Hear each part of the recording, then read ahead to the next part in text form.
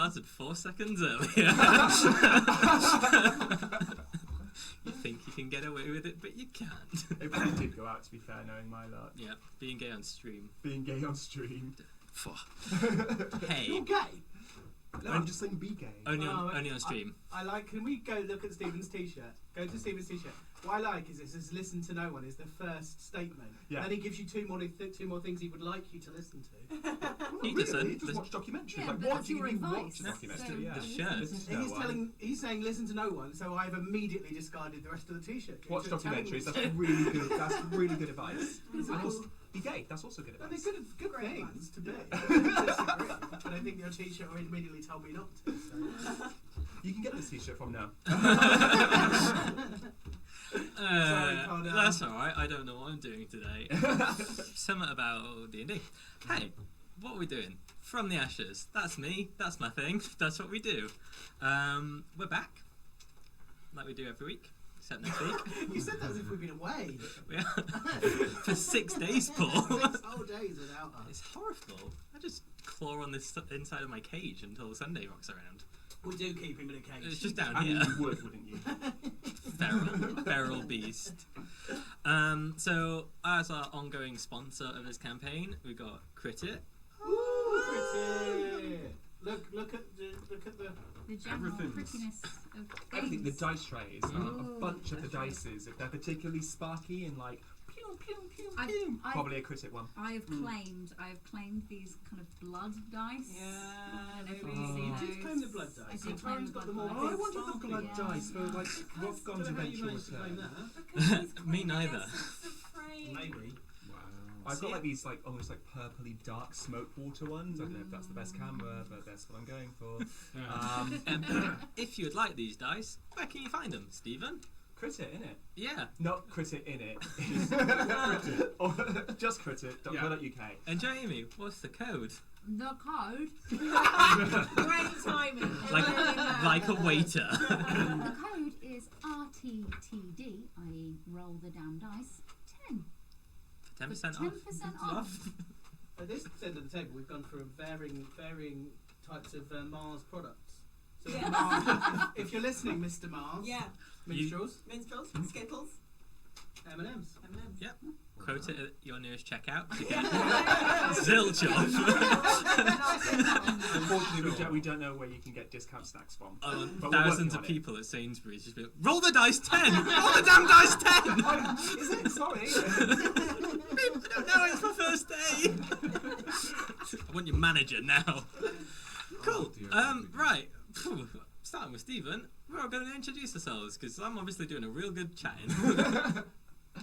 Hi, my name's Stephen, and I will be playing Prince Geneius, the Hexblade Paladin, who's currently stolen a ship, but it's a bar and a ship, so it works on the water, right?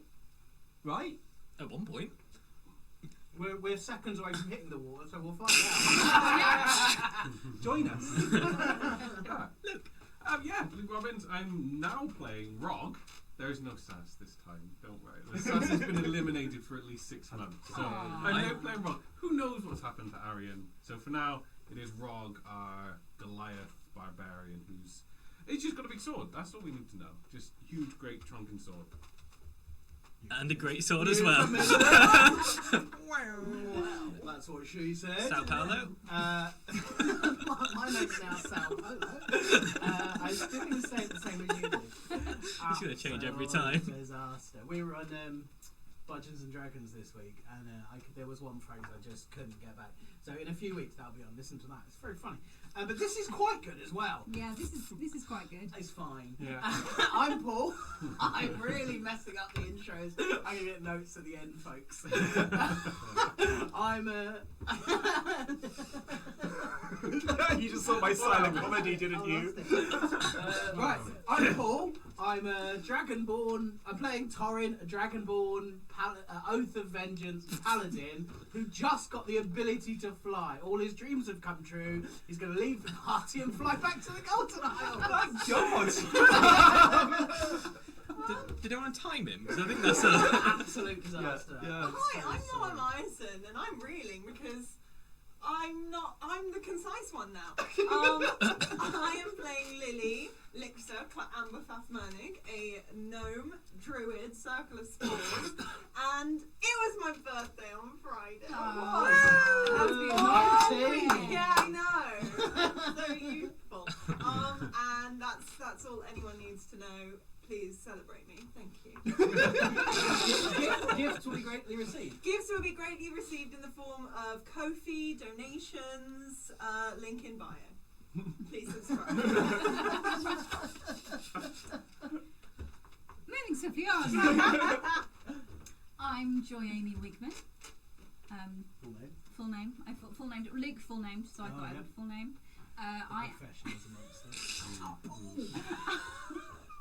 I am playing Locticus Frayne, who is a high elf bard with wonderful, beautiful pink hair and currently one arm. I was going to do a fact about myself, but to be honest, I'm just tired and 20 weeks pregnant. That's all you That's all I need. I'm growing a life inside me. I think that's enough. That sounds like a TLC program.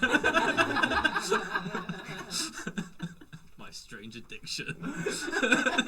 Shortly followed by I'm tired and pregnant. Tired and 20 weeks pregnant. Yeah. Tired and 20 weeks pregnant. Hi, Connor, DM. Back again.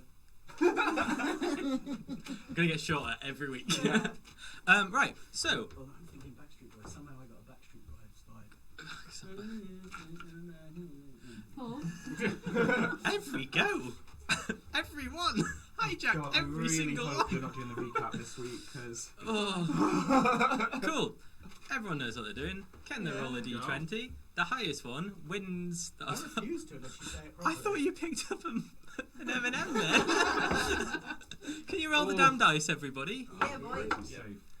Right, okay. I have a bloody 5. I've got a sparkly 9. Oh no. 6. 8. Third week running!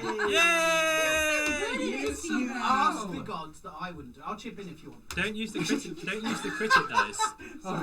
You're really good at it, and Jamie and I were saying how we basically stopped taking notes for the last third of the. Well, like the episode Yeah. recap, that's fine, because like usually, like that's the way. It's everything else. The other script I wrote that I'm just like, which one is it? Okay. My note just says dog and bone. So, I'm not really sure what that is. Right, okay. I do have a note that says Arian is fucked, if that helps. Yeah. 4 tin tomatoes, a banana, 7 oranges. No. Stephen, Yeah. no, wrong thing. Wrong Wrong thing. Right. Thank you. I was going to go crass, but I won't. Hashtag comedy. Okay. Right. So like, hey guys, like before we do the whole D&D like stream thing, I just wanted to say like, if you're really enjoying this content, you can just like it and stuff like, and also like if you could just follow as well and like and follow, and then like ding the bell. That's a thing on YouTube. we're doing Twitch at the moment. God damn. Sorry. Punch that subscribe button. Hit the subscribe button because like that's really nice, and then like once you've subscribed and stuff, you can get into our Discord, and then like we can just like chat and hang out, and it'd be like super cute and cool and stuff. But if you're doing this on like YouTube, then like you can like that as well, and maybe just subscribe to YouTube and smash the bell. Smash the bell. I Smash hate the this so bell. much right now. This is horrible. I literally have no idea what that means. I don't know where that would be on YouTube. That's how old I am. Comment, like we like to hear All what you have comments to are good. say. Yeah, give us a comment. Particularly on podcast. Oh yeah, and like if you're listening to this on a podcast, like give it a rating because we're like really good and stuff. Don't rate this bit. Rate the action. Yeah. I promise it gets so much better after this. Right. Right. Come on. Wow. Come on, guys. Cool. Start your own podcast and then let us join in when this inevitably sinks. Oh, he's so Oh, bitter. For podcast listeners, Stephen's Not doing playing a bitter anymore. face. That's you pouty face. Yeah, he's pouting. There's a new trident in this episode for you. Hmm? There's a new trident in this episode for you. Come on. Right, cool. I've been motivated. Weapons. Cool. So last week, oh my, like, the sea gods. Right. Lilli and Geneius start off in a tower. They were having a kip. That was quite nice. Not quite a full kip, just a bit of a kip.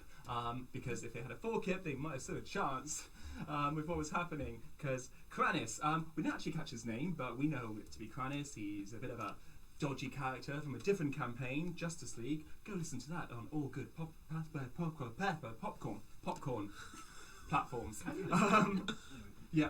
And yeah, so he had kidnapped Lilli's friend and basically said he was here to get Lilli, and then made a loop like things about potentially dead brother. He's got a dead Murnig, and it'd be great to experiment with a live Murnig. Things were insinuated. Yeah. Lilli's in denial. Geneius thought, well, this isn't cool. Tries to grab Lilli because she starts floating, and then he goes out of the window. But it's fine because Geneius, with all of the smarts, misty steps back in, only for Lilli to cast a spell that completely misses Kranis and just knocks Geneius back out the window.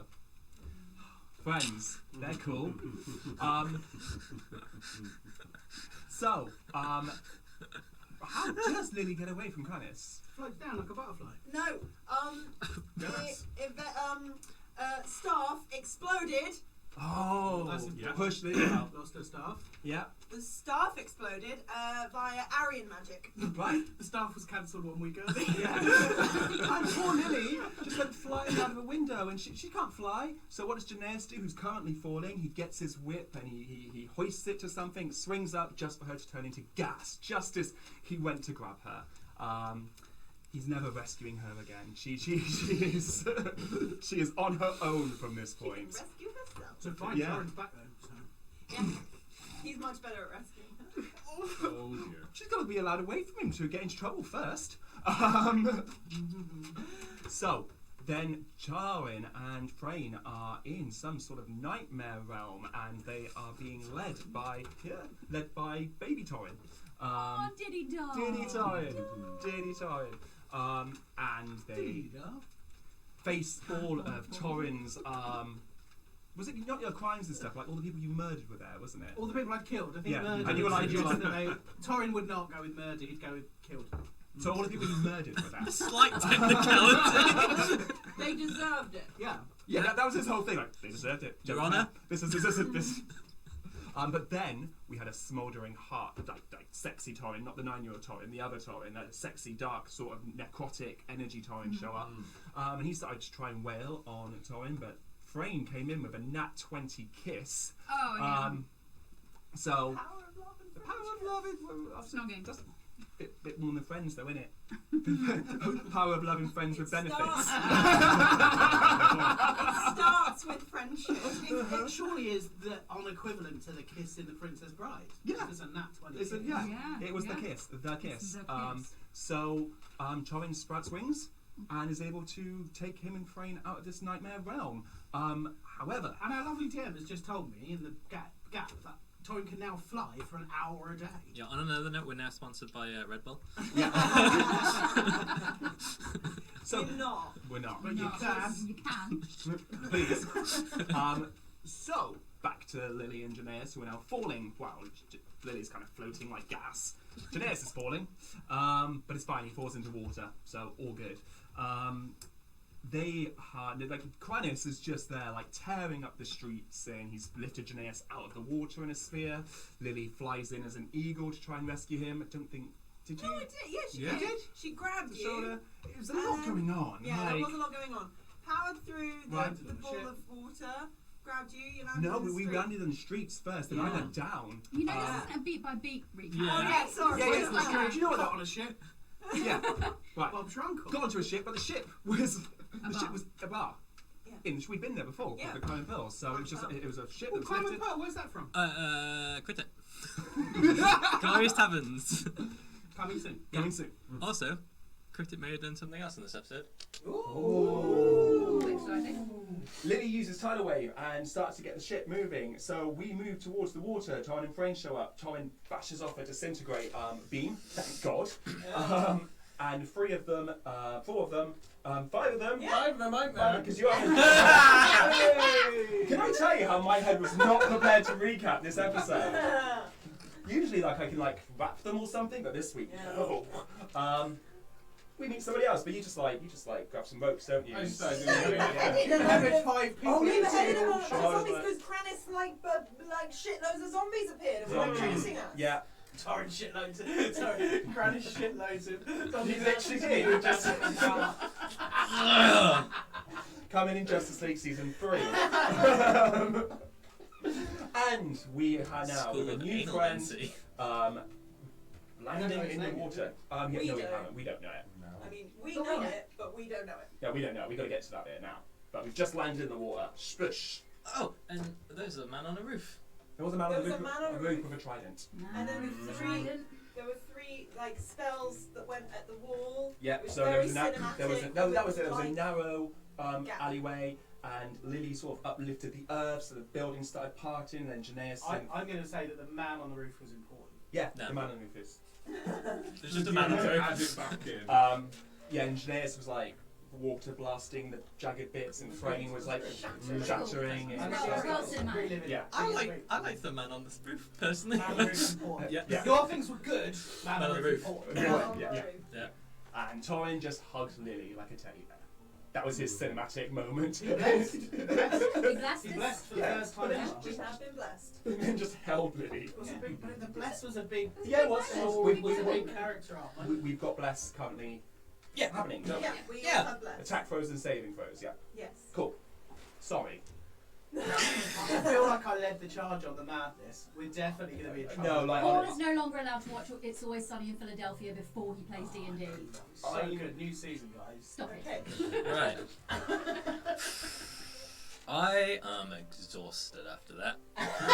Like, to my core. This is us for the rest of the evening, man. Yeah, I We're know. in trouble. I'll be fine playing. Just Yeah. everything else I'm not. Yeah, don't you remember, man? Do She goes good there. today. She just... I'm not promising nothing. I've been up till 3 in the Well, we morning, came 2 9 nights in a today row. this week. She's so excited. Yeah, I know. First time she'll be up past midnight. I know. High school soon. It's gonna be so. USC's just gonna be so freeing. I can't wait to move out. Gonna find myself. Right, yeah. Fucking D&D, right? Right. So, all that happened last week. Go watch the episode. I know Stephen just told you it minute by minute, but please go and watch the But episode. the whole 3-hour experience is much less detailed. Yeah. Yeah. There's a lot more.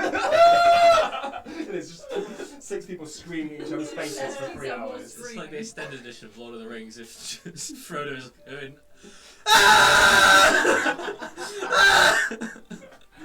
Which Yeah. is much. Yeah. Cool. So, yeah. It was a gap in the wall that your ship burst through. The Clan Pearl sailed over the first couple of buildings of the Seamus flotilla and just landed in the ocean, just sort of to the left, to the right, of the Seamus flotilla. We're 12 words in, more singing. Yeah, and much like your question, the ship does seem to hold. Okay. It seems to be somewhat seaworthy, Nice. which is a good thing. Ideally. Yeah, for a Ideally, ship to yeah. be. Yeah. Cool. And then as soon as the ship sort of it veers, like rocks crazily to the left and right as it lands, and it starts to like yeah, exactly. Whoa, brah, fucking waves, dude, excellent. And it just starts to right itself, and it's the minute it is like level, Chandra starts running around, just checking on people, crew, and going down into the below decks. And yeah, you guys are still onto the top of the ship. Okay. Well, this looks like quite an adventure. You're on, everyone. Geneius is gonna just take himself off from the group a little bit and pull out the stone he got from Galestein. Okay. And just be like, Galestein, hi, are you there? Geneius, is that you? Yeah, hi. I don't know if we're gonna be back for Arian anytime soon. How's he doing? Do you want the honest answer, or We talked about this. It's been a day. Just tell me how it is. he's I think fine. I think okay. Honest answer. He's not here. What? His body was gone. Can everyone around hear this, or is it just Just you. just me? Yeah, it's like It almost works like an earpiece. It's like Okay. What do you mean his body's gone? I am talking out loud. staff. Yeah. What do you mean his body's... What, he just got up and walked away? No, gone. Like, poof. Poof. Poof. Poof. And that is the scientific term, What I'll be did you honest. call me? It's okay for Stephen to do that joke. Yeah, it is. Sorry, like homosexual. Yeah. Anything? Even ashes left? Oh, I said how to say from the ashes then. Right. Right? Whoa, stop listening. No, nothing. Okay. Well, it's not the first time I've seen him turn to ash and then he pops up somewhere else later, so I guess he's probably fine. This is fine. This is fine. Everything's fine. It's fine. And something tells me that everything is not fine. Arian's probably ash again. Don't have his fingers. Can't be fingering it though because we left it in the plug hole. Oh shit! And that is when Frayne realises that she has also left her leather armour in the plug hole. What is Frayne wearing at the moment? So she's wearing so underneath her armour, she normally has kind of like a white, loose fitting crop top with a purple and gold stripe on the bottom and a matching like little Greek skirt that goes underneath. So yeah, Arian didn't seem to recover very well from the spell that he saved us from the bone dragon. Oh, funny thing, we didn't exist. So anyway. No, hang on. I was going to say truck, but back the carriage up. We didn't exist. So like, you remember the fight and you turned into like a Jurassic old woman? Oh yeah. Into and Nana. like Torin was just swinging a hammer around, yeah? That does sound like me. Well, it all went wrong. Arian, no, we started to teleport and then we stopped existing. Well, I think that is one of the philosophical things with teleporting. That do you cease to exist in one bit and then start existing? Are you a new person once you've teleported? No, and Lily's. Is Torin still Still got holding Lily. his arm? Yes. And Lily's just kind of gonna like tap his arm and sort of like, no. So this isn't like a philosophical thing. We were everywhere and nowhere at once, and we probably didn't exist. Like this wasn't a teleport thing. This was a something happened, and then Arian like pulled us back into existence and took us to his like home. Sorcerers, I don't know. I've never seen him. He's undead as well, so you know. That sounds like he might be actually dead. Frank, try to remember it. Like, Right. Lilli told me, Okay. and then I remembered, and I remembered all the feelings, and like, it happened. Is it? Do we remember? Give me a history check if you guys want. What check? History. History. Yeah, You don't get to do many of those, do It's you? just a memory check at the end of the day. Oh! Nat 20! Oh wow! Okay. The existential crisis of Torin is about to It come. continues. Mine is only an 8, I'm afraid. Two memories. Yeah. So not only do you feel what the others like sort of remember what the others remembered from the previous episode about it being taken apart, you relive it and you feel yourself being like ripped apart atom by atom. So pointless. Nat 20, isn't it? It's good, isn't it? And like, but it seems to exist almost infinitely. It's such a blink of an eye moment, but it just seems to last and stretch, and you feel like they said, like Arian did something, but the feeling of the flame wasn't Arian. It was similar, but it wasn't just him. Oh, it all comes back to me now. Yes, we were not there, and it was quite uncomfortable, if you remember. And Arian did something, but I'm sure I mean, you'll know more about magic than me, Lilli. But it seemed like there was something else there in the flame. So it wasn't just Arian's Well, I magic. don't think so. It didn't seem like that to me. It seemed like Arian, plus. I don't remember a bloody thing. Oh dear.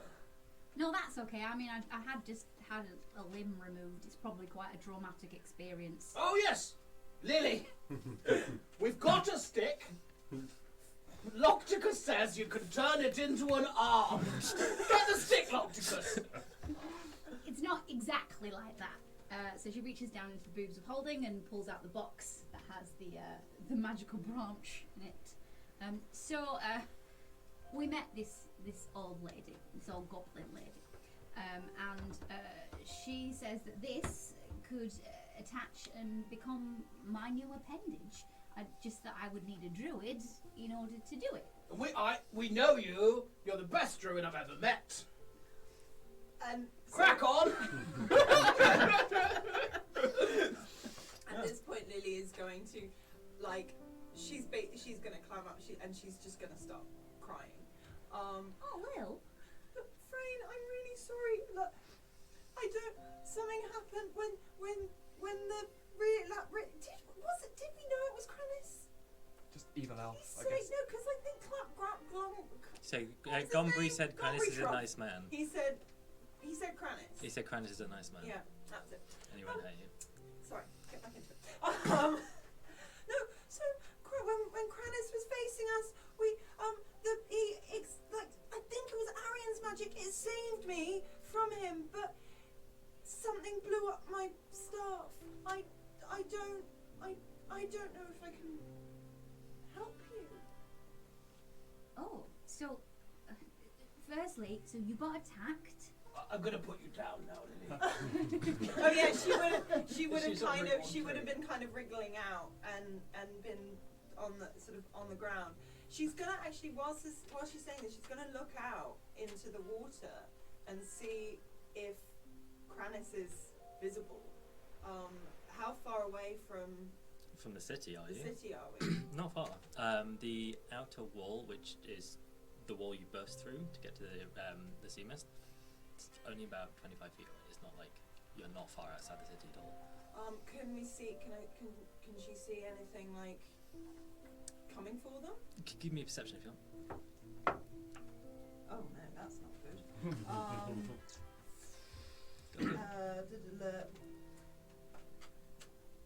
12. 12. 8 plus 4 is 12. 12. Yeah. Yes. She rolled a 4. Yeah, no. Druids, man. Can't see anything. It sounds like you had a really rough time.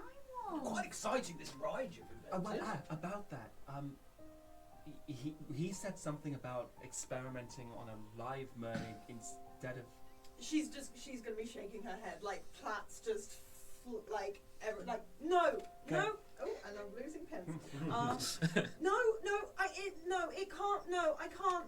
I would know. No, I think no. He was obviously really evil. He was tricking, and it's not true. It's not, and it's going to be very like adamant. Yeah. that Okay. So Geneius is going to push that.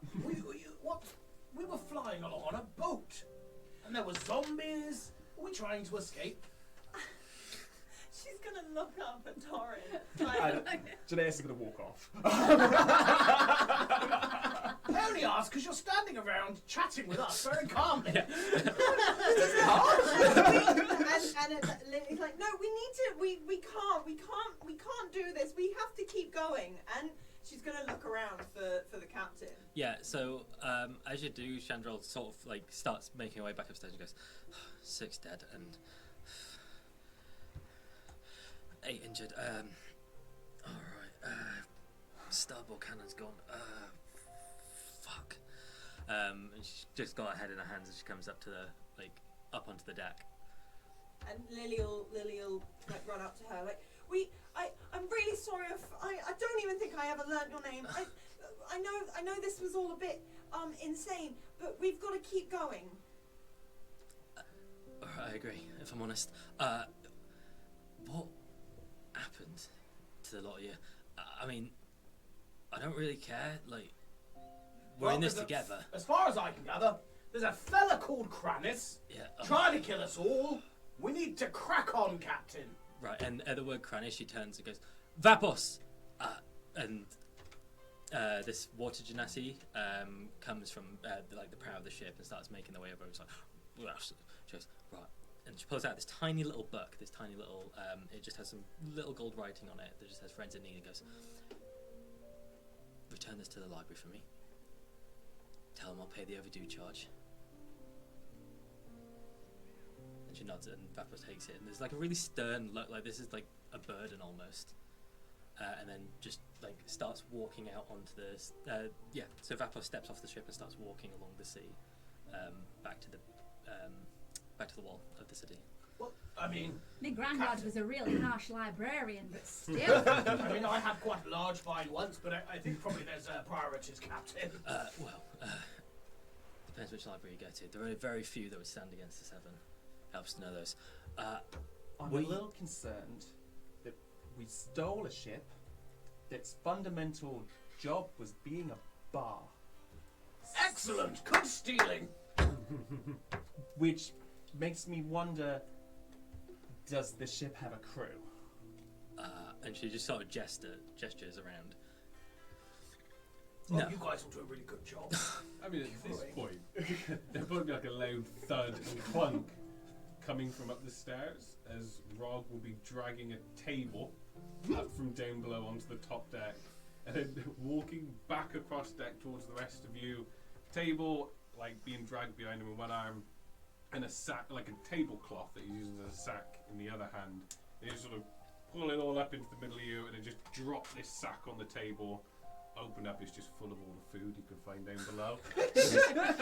I do believe in that a food will may help Now, of what it is he's trying to do. He did some pretty impressive things. I like the cut of his jib.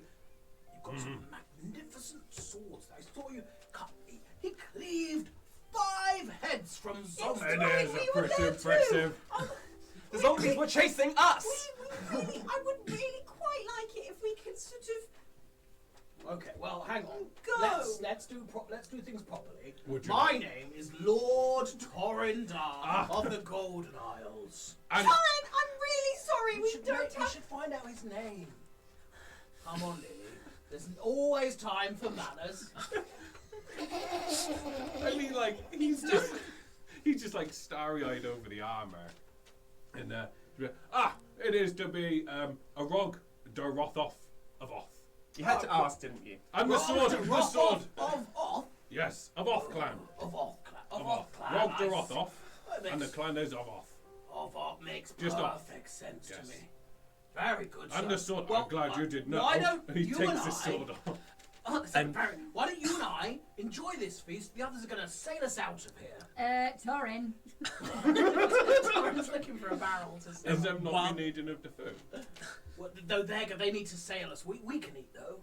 Torin, you're gonna have to do some work, love. And Lilli is going to be like next to Frayne, like sort of really quite stressed and quite cross, and like tears still like down her face. Like, Torin, you need to help. I will save you plenty. Okay, I will not be eating all of it. Okay, well you enjoy yourself. Apparently I have to go and help. I mean, like, Rogg, it'd be great, like, if you could help as well. That'd be amazing. Oh, Like, He British did do the strong. thing with the ropes, didn't he? It was excellent. like Enrico would have at least like 10 people working a ship this big. Well, I'm like as big as Frayne. I could be doing a 3 people. So that's like we're nearly 10 people. I am missing quite an important part With of my anatomy. 9.75 of people. Thank That was you. good maths for Geneius. Well done. Yeah. Right. You'll hear this name Enrico quite a lot. They're always banging on about him. And you just I've hear- never met him, Rogg. And you just hear this as a gun goes off. Right, shut up, the lot of you. 9.75. The lot of you will be none if you carry on. Rogg will sit cross-legged at this point. But holsters a gun. Right, can any of you fuckers sail? No. Brilliant. Useless. Useless. I can a bit, considering I didn't grow up around ships. She like steps over to you and looks you very close and like, right, not too bad. I've Anyone been else? on a boat. I've been on a military boat. I've been on the military boats. Right, so 2 not useless. I was on a boat much bigger than this. The Dragon's Wing. Right, so he can be an anchor if we run out of things to use him for. Right. I've been on boats, and I'll do anything I need to do to be helpful. Excellent. I've done some sail stuff. I don't really know all the proper terms, but I was once seeing this girl, right, and she like slept in the crow's nest.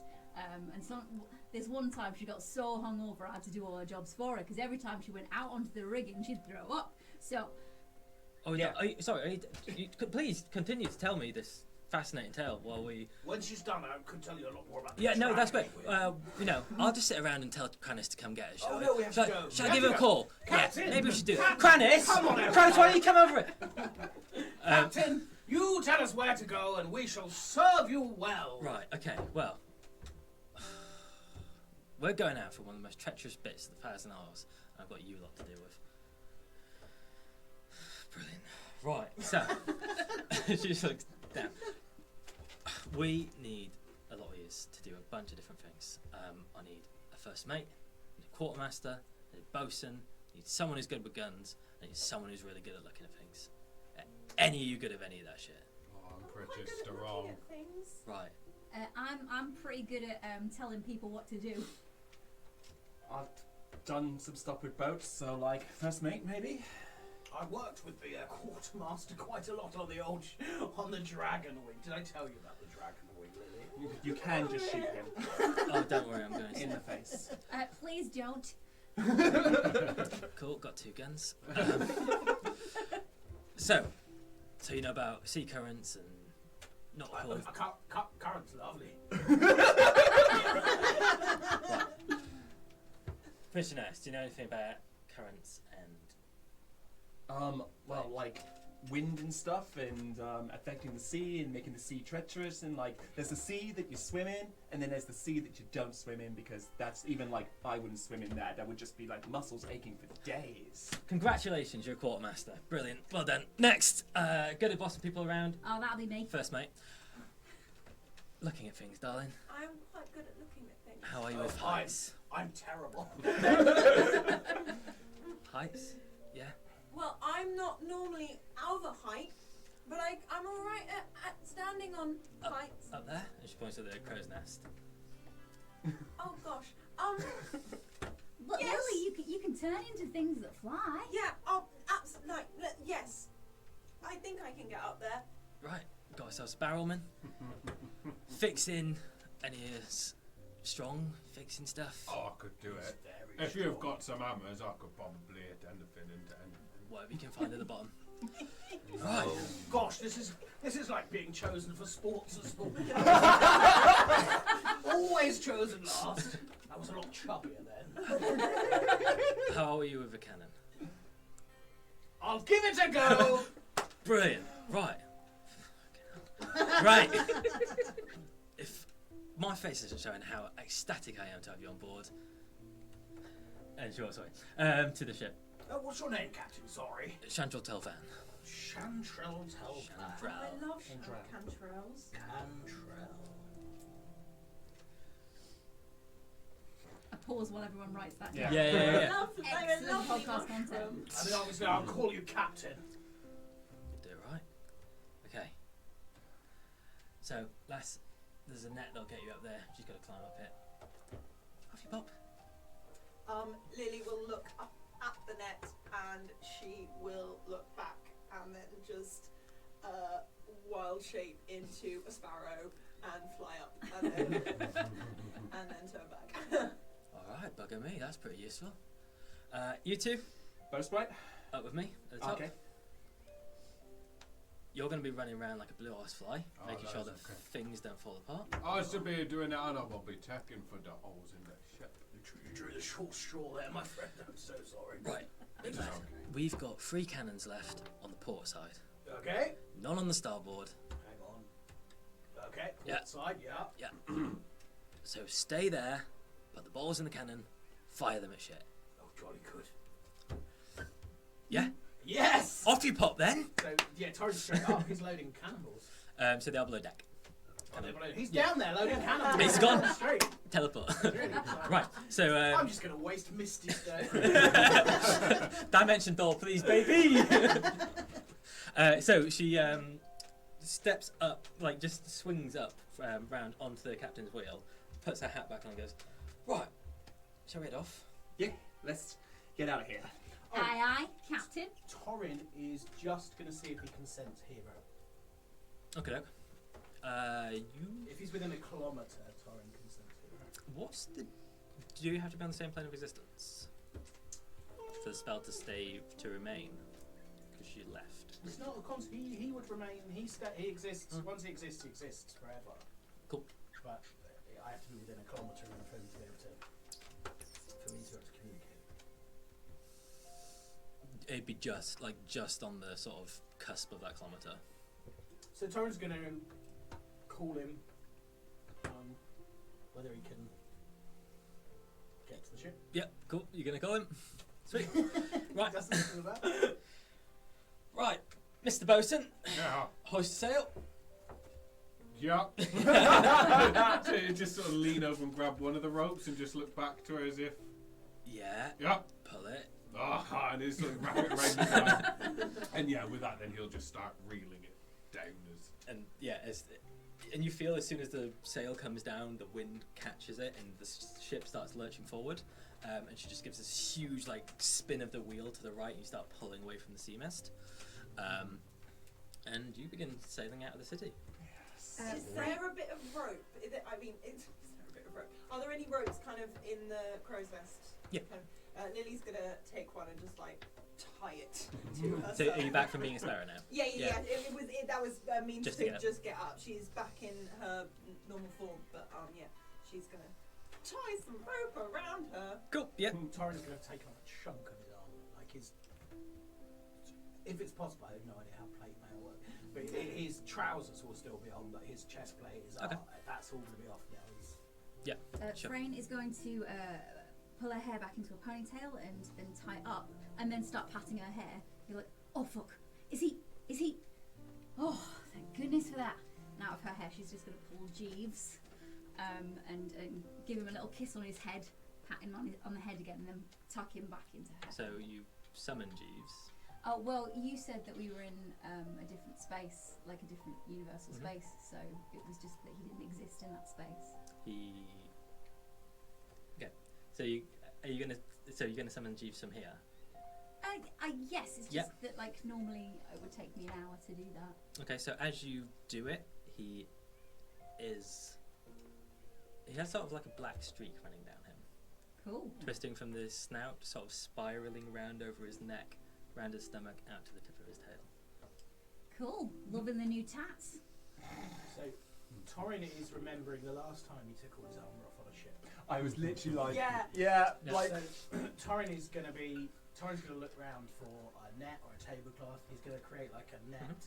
He's got a length of rope, 20-30 feet, long enough that that it won't impede his. But he's tied it round him, so his armour is attached to him. His thoughts: if the ship goes down, he can cut himself free from his armour. At the same time, hopefully he won't lose his armour. Yeah, so not tricky to do. The middle part of the ship is essentially it's a small restaurant, the main hull. There are three cannons coming out the left hand side, the port side of the ship, and there are about 6 cannonballs. There aren't many because it wasn't really a working vessel. It was just sort of. So yeah, you can take a tablecloth, much as Rogg did, and just wrap it around. Do it. That's not fun. So yeah, you start sailing away, and Chandral's just very depthly just sort of twisting the wheel and just sort of angling it off. And Lilli, can you give me a perception check, please? At advantage. Oh, at advantage. Yeah, why not? you do have the advantage point. Yeah, 17 plus 8, baby. Is 25. thank you 25. 25 alive. So yeah, the much like the Glidwin, there are almost mountainous strips coming out around the Plughole. But the centermost point, you see what looks to be 5 large rocks sticking out from the sea, sort of looking like a hand. Ah.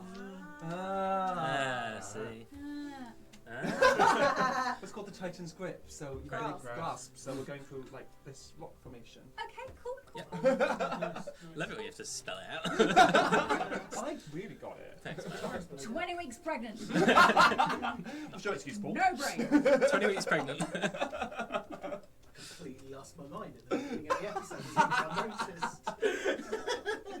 So yeah, she starts making her way through and goes, right, just so you know, going to be an absolute fuck of a ride. We all okay with that? We might even die. But, rather take my chances with that than with that. We all agreed? Agreed. Lilli, Aye, Titan, Captain. Lilli. Titan's head. Torin's assuming he can't hear anything. No. Agreed! I don't know what you said, Is but... anyone else on the lower deck? So, there are very few people in the lower deck. You see that there are a couple of people that seem to have been bandaged. It's almost acting as like a small med bay. There is, however, a small human lad who's like swabbing. So he's just like mopping the floors and just patching people up and just running around. He looks like he's about 14, but he's probably a little older from the way he's acting. And he's very sort of apprehensive and nervous to Torin. He keep taking like a wide berth around him. But yeah, so just got to mock him. But back on the ship, as you start getting closer and closer to the Tritons Grasp, the ship itself starts juddering, and you start feeling this sort of tension. And she seems to be fighting with the wheel a little bit more than she was before. And we are, for the duration of the Tritons Grasp, we're going to go into sort of almost a skill check type deal. Each one of you is going to have a specific check attributed with the role that you're playing. The ship has essentially 10 points of damage. If it hits 10, the ship will start to sink. Breathe underwater, innit? Yep, Geneius will be fine. The rest of you Well, I can turn into a fish. So I'm good. Right, well, I'm buggered. I tried myself. Too metal. So yes, each success and failure will affect obviously the damage outcome in different ways, but we'll get through that as it'll become apparent as we go through. So she starts twisting, and Lilli, you see from your perch that there are these 5 large like standout rocks, but all of it is pretty much crag, like coming out of the sea. There are very few places in which you can navigate a ship through, and at which point Chandra shouts up to you, goes, right, I need you to find the way in. There's going to be a small opening, and there's going to be a very small window in which we can get in there, so you on it? Yeah. Can you give me a perception check, please? No. That's a 3. 3. Plus 8. 11. Ooh, brilliant, good start. We can get another boat, right? Yeah. We can get another boat! We're not that far out, we'll be alright. Go back, Cranis. Need a boat, mate. Drover. Oh, hang on. May I add my bliss, please? No, it's not saving for or attack. Oh, bugger. Never mind. Carry on. Sorry, Betty. As you were. So, and as she shouts, you just feel a sort of moment of panic, and you look, and it doesn't look like there's an entrance at all. There are just like tiny, it looks like almost jaws of a shark, like the bottom jaw of a shark just sticking out from the rock. And you're like, and the ship sort of careens alongside some of these crags, and she starts really very, like, look, I'm gonna need some help. I can't do this on my own. And just you just hear this crunching from the left hand side of the ship, and it just starts tearing away at wood. And eventually, she's managed to pull it into like this tiny.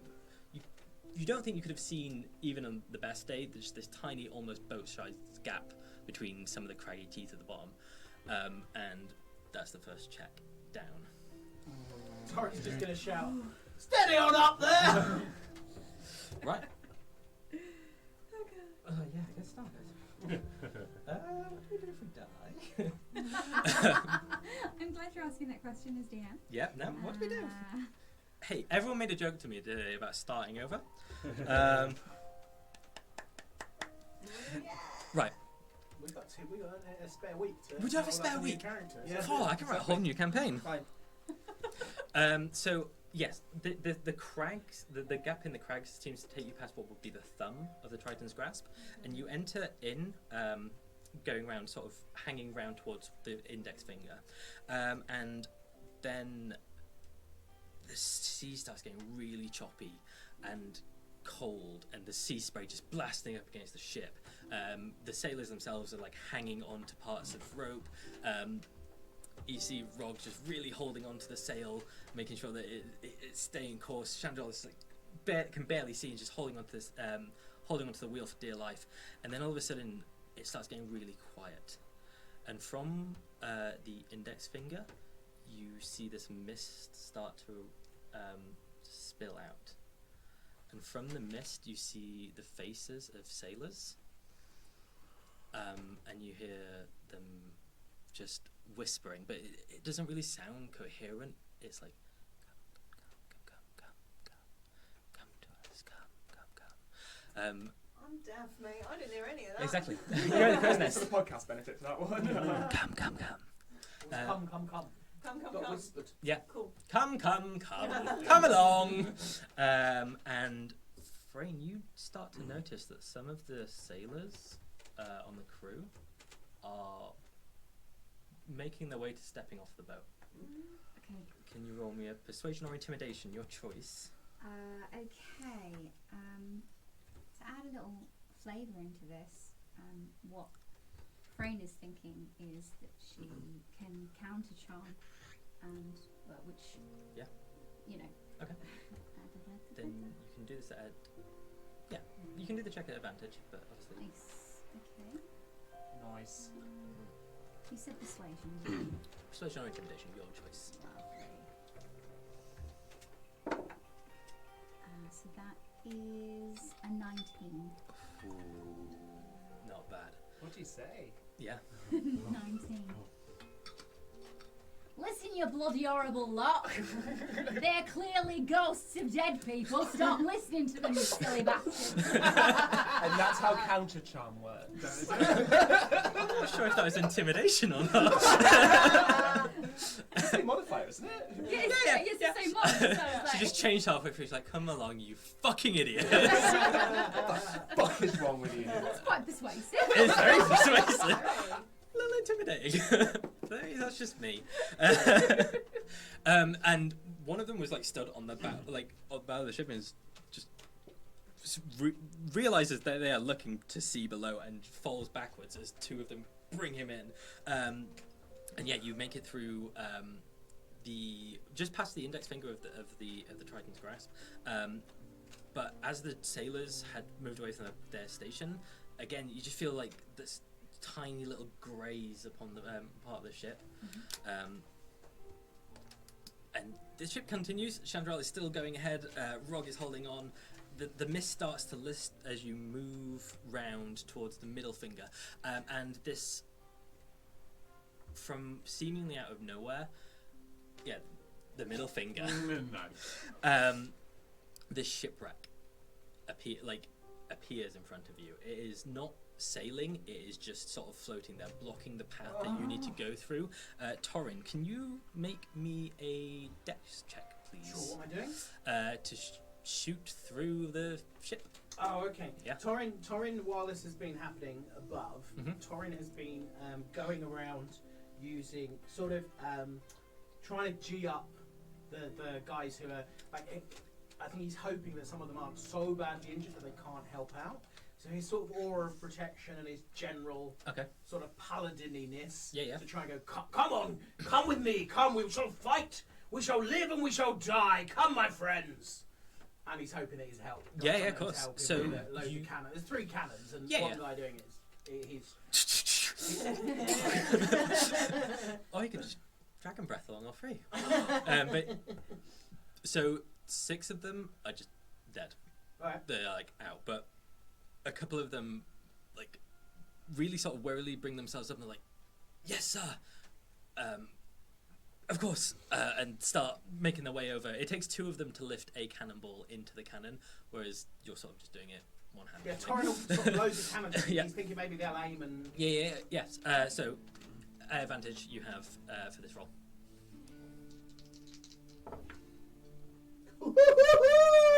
Not 20. Not 20. So the new dice. Hang on, I've rolled. You Right? two Can I just tonight. say I've rolled the new new critic dice I've got twice, 20 both times. Best dice. Yes. Buy your dice from critic, guys. They're loaded. Yeah. I mean, Dom. How could you? So yeah, Chandrel just like veers the ship to the right, and you just see the cannons line up with the shipwreck in front of you, and you hold it, and just fire, and it just goes straight through the hull, and the ship starts pulling away. It veers the ship back round, and just makes it through the center of the ship, taking no damage. Absolutely, just threaded the needle through the shipwreck.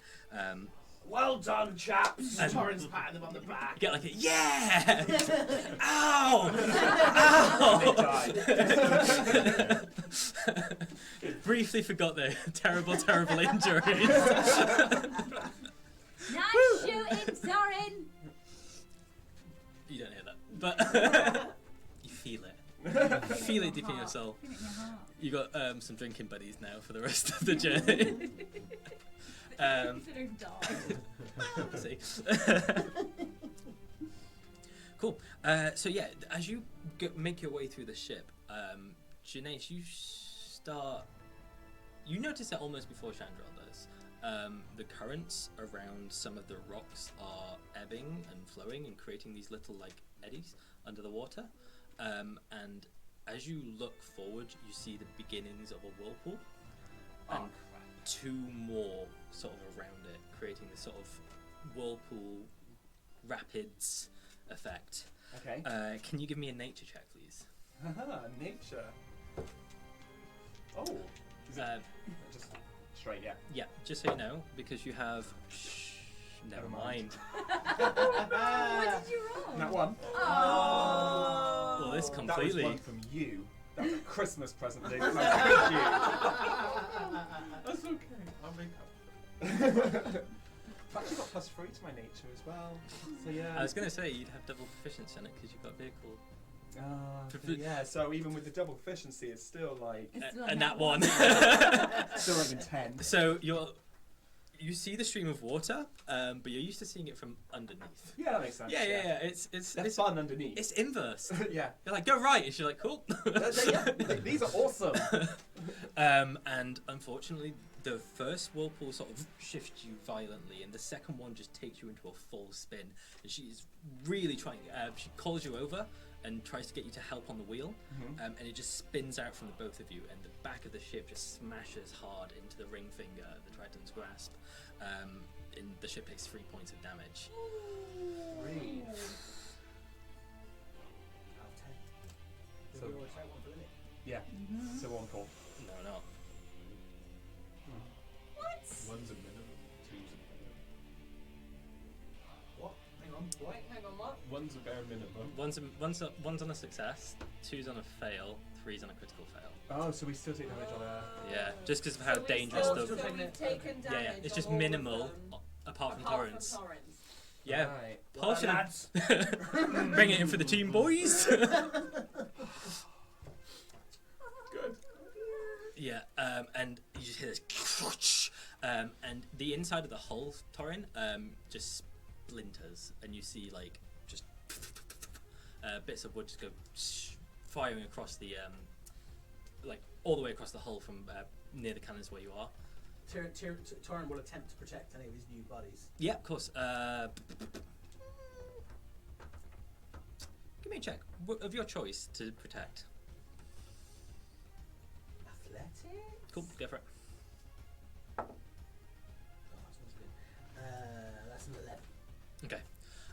So you manage to get your arms around two of them and bring them to the floor. The third one just takes like a bunch of splinters to the chest and just falls backwards, perforated. Poor Neville. His name was He lived and died well, though. Remember, and as the ship rights itself, coming out of these whirlpools, you almost like career to a halt as you're in the palm of the Tritons Grasp, and the sea is just still. And Chandra's the sail just seems to sort of flutter to like nothing. There seems to be no wind, and Chandra's twisting the wheel. There's nothing going on, and it starts to drain. Bosun, can you give me an athletics check? Okay. Athletics. 24. Yay! That was so Chandra goes, "Get on the oars!" Okay. And like Okay. as the sea starts to recede, you just see this wave start to build that would push you back into all of the previous. Hell. Yeah. Okay. And leading this group of men that didn't jump off the ship because of Frayne's intimidation, you just start rowing Yeah. and rowing. And it's sort of like he'll stamp his feet to get like a beat going for the crew to sort of dip and pull, lift, dip, pull. It is sort of stamp like a drum, like they would have the drum beats on the Viking ships. Yeah, he'll have that going. You call him? And yeah, it is sort of just lead the way, lead the charge. So I guess he'll position himself at the front. Would take the most resistance because the other ones would be rowing into the turf. Into the wake of that. Yeah. So he'll take the front and he'll lead the rhythm for this. Excellent. So yeah, with a 24, you manage to get out, just skirting out from this tiny curl as the wave starts to just build and start getting in on itself, and you just feel and see this wave coming over the top of the ship, and you just manage to just burst out from the Triton's Grasp as this huge wave just crushes back in, and the sea rescinds to normal, but you are out. You are Oh. donezo. With 6 damages. Is it repairable? So as you look around, so there are thresholds for damage. It looks like the foremast has splintered slightly. Okay. The back of the ship has a massive chunk taken out of it. So the captain's quarters and the hull underneath, just a big old chunk. The deck itself at the top has started to break upwards. So in sort of mechanical terms, the ship speed is halved, and the deck would count as difficult terrain. Okay. So the mast was like splintered. The in a bit of foremast, an not the angle. big one. Okay, not the the main one. foremast is splintered in a bit of an angle. Yeah, so it's not gone, but it is started to splinter out slightly. But it's not. You feel like if you took it to mainsail, it would just start breaking. So you have no use of the foremast for the time being. Frayne will turn to Chandra and say, "This might seem like a completely random question, but trust me, it isn't. Do you have a druid on board?" No, I don't. Oh well, never Perfect. mind. I mean, Oh yeah, she's a little bit, normally she's a genuine, little murder machine. I mean, in a good way. I mean, on your side, but she's had a bit of a day of it, that's all. No, it's fine, it's okay. If I know that is not an option, then I can plan my day better. when you say normally, what's going on? Oh, well, you see, she's had that massive fight with Pramis, who turns out to be a bit of a badass. Lots of zombies. She just found out that maybe one of her brothers is dead. She also had this staff, you see, which was bigger than her, but she had it kind of held a lot of her magic power, and it seems to have been blown up. So I think she's a bit out of sorts, bless her. She's still up the what's it, so Yeah. Right. Normally she's very, very helpful, but I'm not quite sure how well she's doing. Good to know. So you in the crow's nest? crow's nest, yeah. So you're on the foremast that's splintered? No, the main mast. No. Main mast is splintered. No. No, Oh, four cro- mast is splintered. Yeah, She's gotcha. up the main mast. Mhm. Yeah, no damage to Lilli. Don't worry. Thank you. And she nods. He goes, right, everyone all right? Everyone in one piece? Oh, I've been doing okay. Is it a time? And she's sort of look over to if the food's still. I mean, I'm pretty hungry after that. It looks like not all of it survived. There's still some of it in the satchel, but maybe about 30% has gone Okay. overboard. Okay. You probably have for the crew a couple of like a week and a half to 2 weeks rations, conservatively. Like, Oh. I mean, I've got 10 days worth in my bag of holding, so. I've still got all my vegetables in my pocket. What's in your pockets as well? I don't know Bringing why I it was all on talking deck like was not a this. good I idea. mean, I can just jump down and grab some scran and come back up. Oh, I'm pretty good at fishing as well. I can be helping, you know. Torin is with. What's his new? well, you gave him the name Neville, so. Neville, Neville's I dead. think- Neville died. No, I know, but Yeah, I can name the others. Yeah, go on, why not? I think they're called. Darian Goldenboy. Called Dave and Steve. There, Steve. Well, cool. That's okay. Yeah, of course. I could give them more fantasy names. So I do have Excellent. one, which you can have if you'd like. So there's Kane. Kane. Yeah. Kane's a much better name. Kane and Dave. Kane Kane and Can they be Dave. Kane and Abel? They can Ooh, be. we're not going there. Let's say. They're brothers. No. I'll just call One's Kane full and of Abel, just splinters. so happens. Obviously, Kane with a I'm Y. now. Kane and Abel, you did very, very well. Go and have yourselves a little lie down. And Torin's going to sort of head up onto the deck. Thanks, Torin. Oh, before I go, I just Columbo. I'm sort of thinking I could do with a book, just a notebook, a blank. There might be one on the ship. Captain's quarters, maybe? So Torin's going to wander off to the captain's quarters. Cool. Which is blown out. He doesn't know that. He doesn't. Yeah, so you'd have to go back up on deck and then Okay. through the... Yeah. Cool. So the captain's quarters is here. So it's the back of the ship, underneath the steering wheel. Yeah. So you're quite easily to come out. So Torin's going to wander across there and say, "Good job, Captain! I just need a notebook, do you mind?" Not at all. Phenomenal shooting, actually. Oh, thank you. I mean, Cain and Abel and Neville, God rest his soul, did an excellent job as well. I think you should reward them, Captain. Sorry, God rest his soul. Oh, Neville. Poor Neville. We shall remember him in song, Captain. We will indeed. And she just takes a little pen, like a little feather from behind her ear and just starts writing something in a book. Puts it down. So Torin's going to go into her captain's quarters. Yep, absolutely. And Chandral, like, turns to Frayne and goes, thanks for that, actually. And starts making her way up the crow's nest. So you go into the captain's office, Frayne? Torin? Frayne? Florin. Is that what our ship name is? I mean, the ship's name's sinking rapidly. Yeah, and it is, like, absolutely blown out. Like, most of the papers and decks, the maps seem to have been headed out. There was one desk that seemed to be just, like, holding against one of the holes in the hull, which has drawers facing towards you, which you could go through and rummage, but it is quite precarious.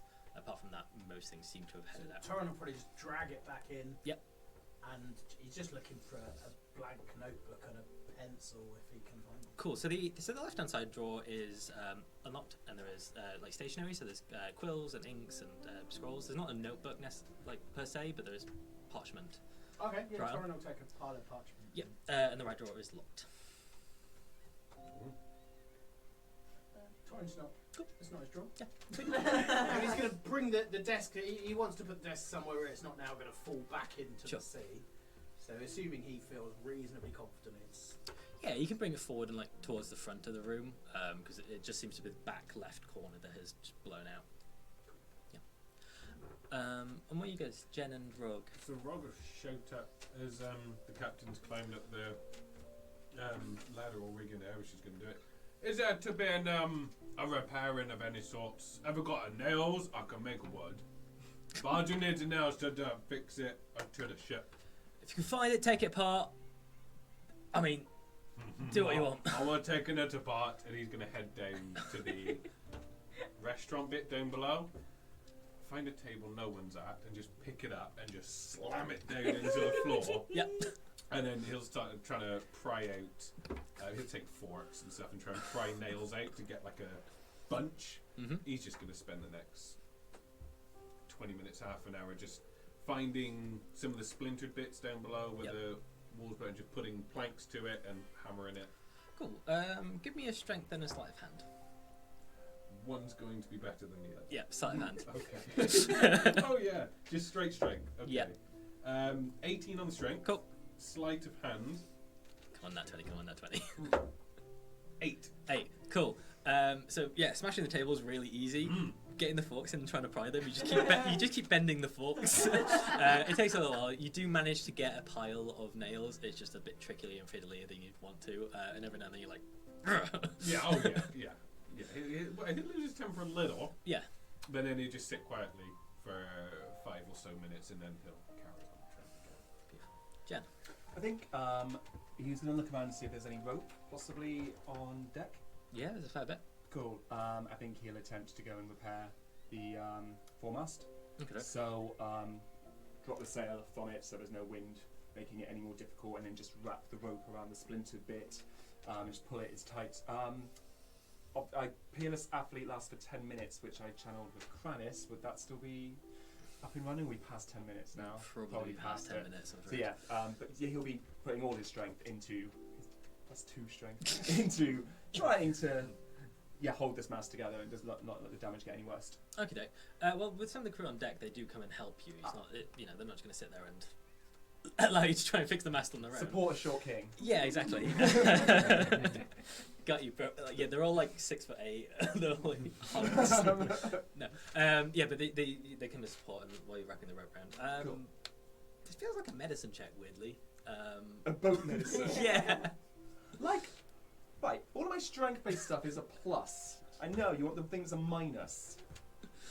So that's 4. Just a point of query. As he's got boat Proficiency. Could he? Yeah, you can get double your advantage? proficiency on it. Right, so that would be 7. 7? Yeah, okay. So with it just takes a while. It's Yeah. It's not something you can necessarily fail because not any pressure. It's just it's a tricky job, trickier than you thought it was, and the crew are helping you. It's just taking the time to wrap the rope around and make it secure. Yeah. Making sure the knots are tight and just right. But yeah, it probably takes you the best part of about 25 minutes just to sort of get around it. Lilli, Lyxa, amberfaff, Murnig. So yeah, as you sat at the top of this crow's nest, after the aftermath of this of the Tritons Grasp, you feel this presence behind you, and then someone just jumps like on behind and goes, "Oh, darling, what's going on?" So Lilli will have been she would have been clinging to the mast when they were like sweeping out around the wave. But as she sees people kind of cracking on, she's actually just going to have sat and pulled out what kind of looks like a marble. Okay. And she's kind of going to twist it in two, and it's going to sort of not pop open but just sort of separate, and all of these cogs are going to sort of be turning, and it's a music box that her dad made her when she was a kid, and it's just going to be sort of sitting in her hand, and the cogs are going to be turning, and this sort of really ethereal song, you're not quite sure if it's woodwind or strings, it's just this very kind of delicate lullaby that's going to be playing, and she's just going to be sitting there holding it and just having a bit of a moment. She sort of like leans back, one foot against the crow's nest, and just sort of takes it in with you. That's a pretty little song, isn't it? It's an old It's an old song from home. Where's home? Oh, it's, well, and she's, Miss Gomar, but Shuffle Stumps is sort of the capital, I guess. Never been. Sounds nice. Yeah, it's okay. It's got sort of like good parts and not so good parts. It's weird. I haven't really missed it much. But I really want to go home. Yeah, I get that. I feel that. You alright? No. Well, yeah. I'm not sure. I'm worried that Kranis was telling the truth, and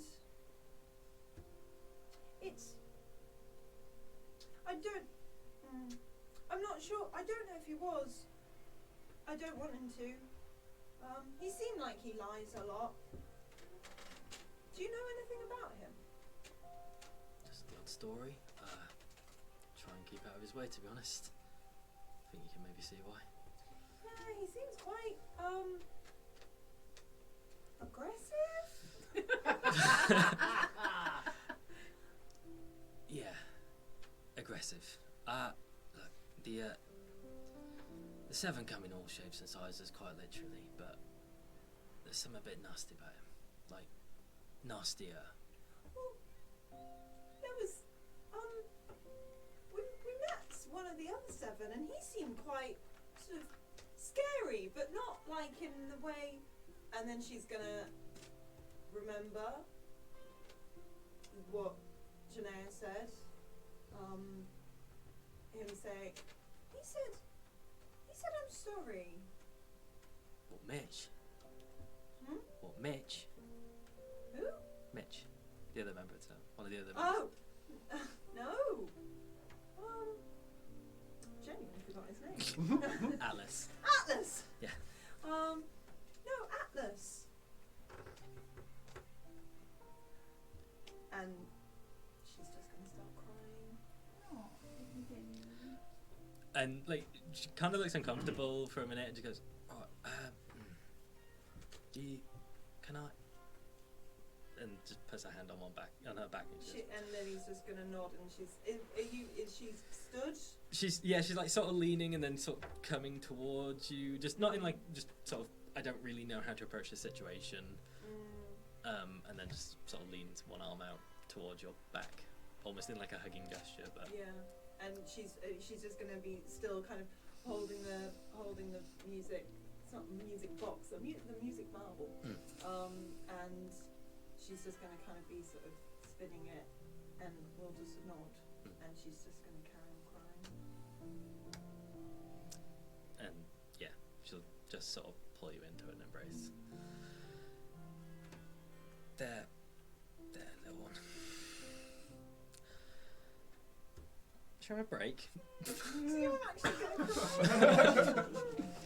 Right, we'll be back in 15 minutes, because normally I like breaking the players, but that was hard. I might start planning these during the break, because every time. As if you will. I will never, you hear me? I don't care what sponsored segment we have prior. You're getting back every week, baby. Yeah, planning's for losers. Nerds. Connor just came up with all that. Yep. Off the top of his head, right? Daisy made this battle map. I did nothing. I bought myself Pokemon instead. So, we had a very nice. Your husband's trying to get over here. I'm just trying to do it subtly. Sorry. It's Sorry, alright. everyone. What's Okay. happened? What we basically, Joy Amy's moved her chair a little bit that way. Oh. So what I was going to do is Sorry. like a subtle, but uh-huh. you really made it obvious, right? I was Hey. looking at Connor because he was looking. Yeah. And then I he tapped can't your actually arm, and move you any- carried on looking at him. Yeah. Because he tapped my arm. Sorry, I don't everyone. think there's anything going on there. If that's what you were thinking. Hi, I Connor. don't. It's fine, mate. It's all right. It saves me a job, Stephen. It's quite a big job. I ain't raising the sprog, put it that way. I never heard anyone be described as a job before. but I also feel like Joby feels quite proud of it. We call you behind your back. Makes sense. We say internship though, and it's really awkward. If you marry a bisexual woman, you got to work really hard if you're a guy. That's what I get. That's the job. That's the job. Back! Oh. Podcast listeners. Fucking hell, I know, right? Well, I think maybe some of this will get edited out. I don't think it Don't will. worry. Yeah. Well, adjusting our chairs for the cameras. Yeah, you remember 2 minutes ago when we adjusted our chairs for the cameras? Back. I should have nudged. I could have nudged you. You could have nudged. It would have been seamless. Paul. Damn it. Anyway, So, Yeah. crack on. We were at the... Look how our mood's changed over the 15 minutes. Literally crying 10 minutes ago. Yeah. And now look at her, all laughing. I'm Actor. broken on the inside. Aren't we all? You're not special. So, as the sort of moments pass, you embraced with Chandrel. She's quite a bit taller than you. She's nearly double. You sort of come up to just above her waist. She's a fairly tall elf. Dark-skinned, with a captain's hat and a long sort of flowing cloak with these kind of ornate buttons on. The buttons and the hat sort of don't match the shabby chic she has on sort of the rest of her body. These seem to be pristine. And she sort of pulls you away and like wipes one tear from under your eye. And goes, "All right, darling, look, it's fine, honestly. Like, I can't say if he was lying or telling the truth or anything in between, because, you know, it don't have to be truth or lie. It could be somewhere in the middle, maybe, you know? It doesn't have to be one or the other. Look, we're going somewhere. Let's focus on the task at hand, yeah? And we can get you home. We can find out about that brother of yours. We're supposed to be going to Corellan's Wood. Yeah. And yeah, let's carry on. If we go to Corellan's Wood and someone there will maybe be able to find out. We can get a message to my family, and we'll find out. Yeah, I've no doubt of that. And look, if he, you know, he'd be proud of you. And she's just gonna start crying again. And But she'll Yeah. try and get it together. And she'll look at me. Thank you. it's all right. I just, you know, it's a big world and you're quite small and you're stepping out and it's. Take this. And she pulls she has this quite large. It's almost like a fire opal ring on her finger. She puts it in her hand and goes, "I want it back. It's not forever, but I think you'll enjoy it for the time being." Oh. And she'll close her marble and put it back in her pocket and take the ring. Okay. As you touch the ring, it hold it or put it on. Where you sort of. She'll sort of be holding it, and then she'll slip it onto her index finger. You feel like consciousness connect with yours, and like smoke starts billowing out, just like a little bit, not like a huge amount. And Where are you? 20 foot spear. Yeah, and it starts like descending onto the floor, and where the smoke lands, it just starts creating this little shape of like a capuchin monkey. But it has like a pirate bandana with its ears coming through, and like a little rapier, like a scimitar at its side, and a little pistol. But that's Cinnamon. He's looked after me, and I think he'll look after you. Hi, Cinnamon. And it starts like wrapping around your leg. Oh. Right. That was both me and Lilli. Got a ship to run. Chin up, and she just sort of like nudges you under the chin and steps down. And she'll bend down to say hello to Cinnamon. Puts his hands on his hip and just really proudly presents himself. Just, yeah, She'll, really nudges scratch his it. ear. I just wants to be a monkey for a bit. Right, yeah. And as the captain descends, she starts beelining over to Geneius. Not bad. Not great. But not bad. Yeah, it's been a couple of days. I mean to ask actually. When we were leaving the city, literally on a boat through the streets. Yeah. I saw someone with a trident, and I was gonna ask you, like, trident users in the Plughole. That seems unlikely. If you've seen any around, or Pretty dicey things. Not common. No. weird. Like I was actually sent from my home to retrieve one. I don't think it was that one. Hope it's not that one. But yeah, and like you don't see a lot of them around. Well, if it is that one, we ain't going back. Yeah, Sorry. no, that's fine. Don't want to go back. Nah. Glad we're in agreement. Right, you clearly seem like you know your way around, but a bit better than the rest of them. A little bit. Yeah, a little bit. A I was little being bit. generous. I'll be honest. Got half the crew we should. No navigator. Barely enough food. We ain't getting to Groundswood. Right. Okay. I mean, yeah, that makes total sense. Where do you think you can get us to? There's a couple of options on the way. I'm happy to go any. My personal choice: bit Harbour's Edge, Port Town. A couple of good sailors there. People have got me some favours. There is also Primstall. Yep. The hobgoblin community. Pretty crafty actually. There are a lot of them. And then there's the island of Cork as well. It's a little bit further out, but you know, fishermen. You know, got ties to the sea. That place. Can we get to Core? Be a stretch, I'll be honest. But we could do it.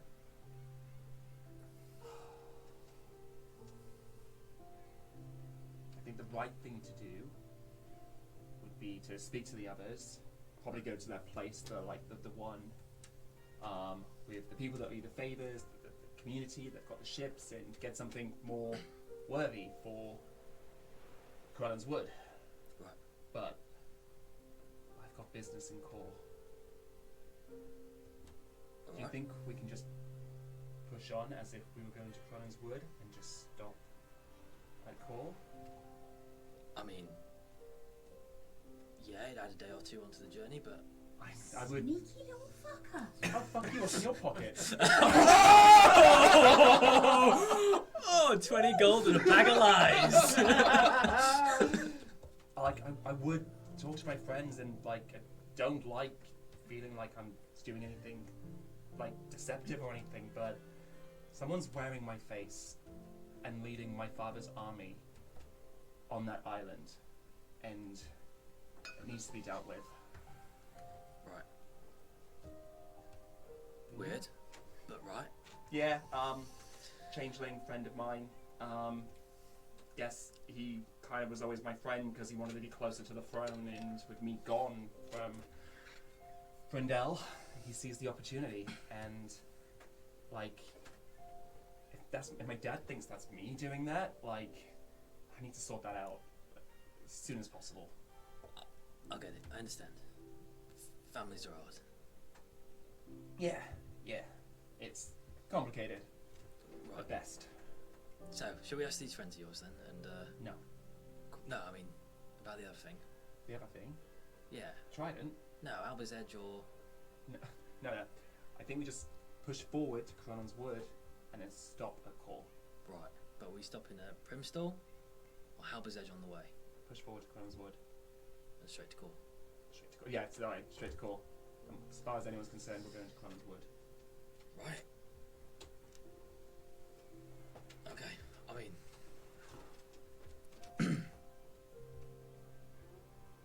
if I tell them, it'll get complicated.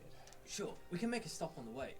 We are going to need some supplies Well, beforehand. okay. Go from there to Corellin's Wood. Quote unquote.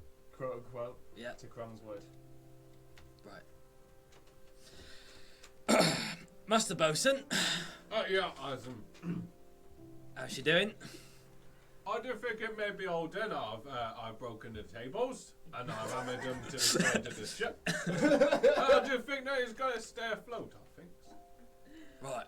When you did say earlier, I've been thinking about the broken cannons and only having 3 left. Yeah. Is there other cannons? Brokens? There's a couple. Can I have one?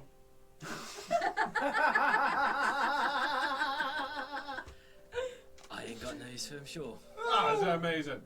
And the supplies I had to bring up and I put on deck. Is that all it was? I mean, I believe so. I ain't checked since you've been down there, but Suppose got a it's your feeling. Stomach roll at this point. Yeah, got a feeling you'd sniffed them out. Ah. Well, that is another problem for another time. I do think. I was going to go and take the cannon there, you sort of back away. Back away. And I'm not needed. as you're backing away, you hear and she just throws an apple over to you. Oh. He'll just go to like open his, to just inhale the thing, and then he sort of break off a bit with his thumb and try and make it last a little bit. Right. He's sort of looking at it very longingly. We've got a long sail ahead of us. Ain't gonna be easy. Got half a crew, barely any supplies. And I don't have any armour. I mean, like normally, you know, in armour. That's what I normally do. It's just if we run into any trouble, a crop top's not really going to cut it, is it? Probably not, no. Is there? This might seem slightly insensitive, but of your recently deceased members of your crew, would there be anyone who's about my size? Bring the dead. Good. The heroes, guys. Heroes. We've only covered a bit of lying and looting I and thought stealing about. a little bit of necrotic. At least Justice League were on the same page. Going to the same destination. I mean, you're welcome to have a look. A lot of them have just finished work, though, darling. They're not here for a scrap. Right. Well, I might have a little look if you don't mind. I'll be very gentle. I mean, I don't want to. I'm not going to desecrate any dead or anything. Although by saying I'm not going to desecrate any dead or anything, it does sound like I'm going to desecrate some dead. Yeah. Yeah, it does. But I'm just going to have a little look. It's just, you see, I'm not really used to being missing an arm. So normally I have a longbow and I can't use that. And I've got a magic lute and I can't really use that very well. With just the one arm. I did do some strumming with my tongue at some point, but obviously in a battle situation that would be quite tricky. So I'm just going to go and I'll just go. Yeah, if you come back with an arm though, we're going to have problems. Oh no, it's okay. I've got an arm, it's just not attached. Don't desecrate the dead, Locticus. I mean, as sort of Rogg's just about to head down below, if he hears that, he'll just sort of stop for a second, hearing like the desecrate the dead. I can make us some if you find me the materials. Without taking it off the dead people's. I'm pretty handy. Oh. If you can find me leather scraps and some cloths and some bits and pieces, I'm pretty good with a needle. Despite, like, he sort of hold his hands. I mean, we're making our own dishes in our tribe. Is it to be made by the Rogg as they're making levers? Oh, that's very kind of you, You Rob. would have known that Rogg was going to be a master at a sewing challenge. And it's sort of like show, like, because he's wearing leather. It's not in terms of like armor. It's not thick and it's not protected. It's like leather clothing and pads and things like that. But yeah, he makes it in his own tribe.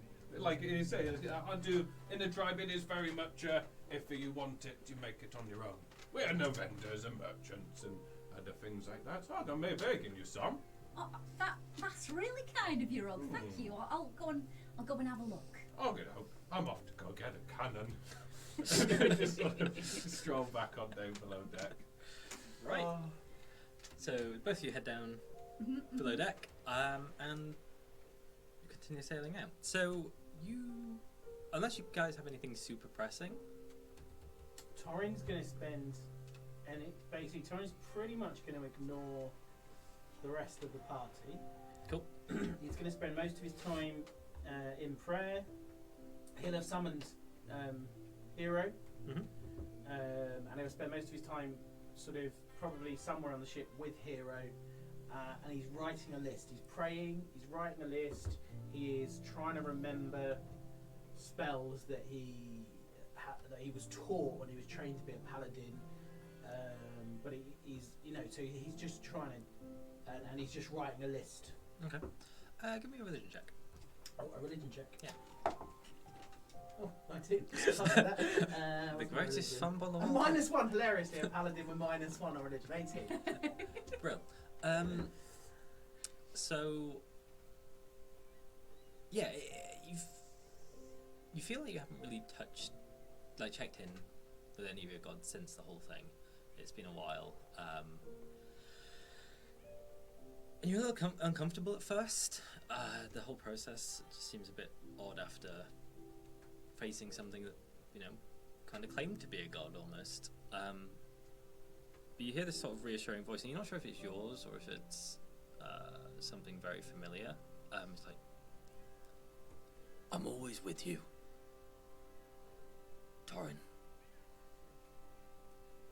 So Torin, that's the first time. So Torin has always tapped into the power and been a sort of nominal believer in terms of, like, he knows there's power, but he's not really interested in the gods. And so that'll be the first time. If that's Behemoth, that's the first time he's ever heard. Well, it's the first time the first time we'd ever heard any sort of deity was the thing that he believes was a figment of his imagination.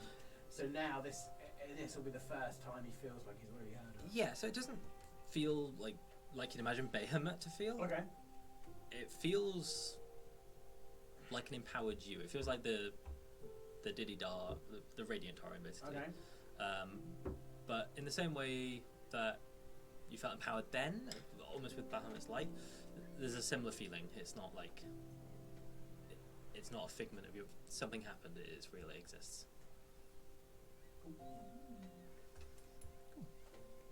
Lilli's going to spend some time kind of trying to tune into the spells that she was able to do when she had the staff. Yep.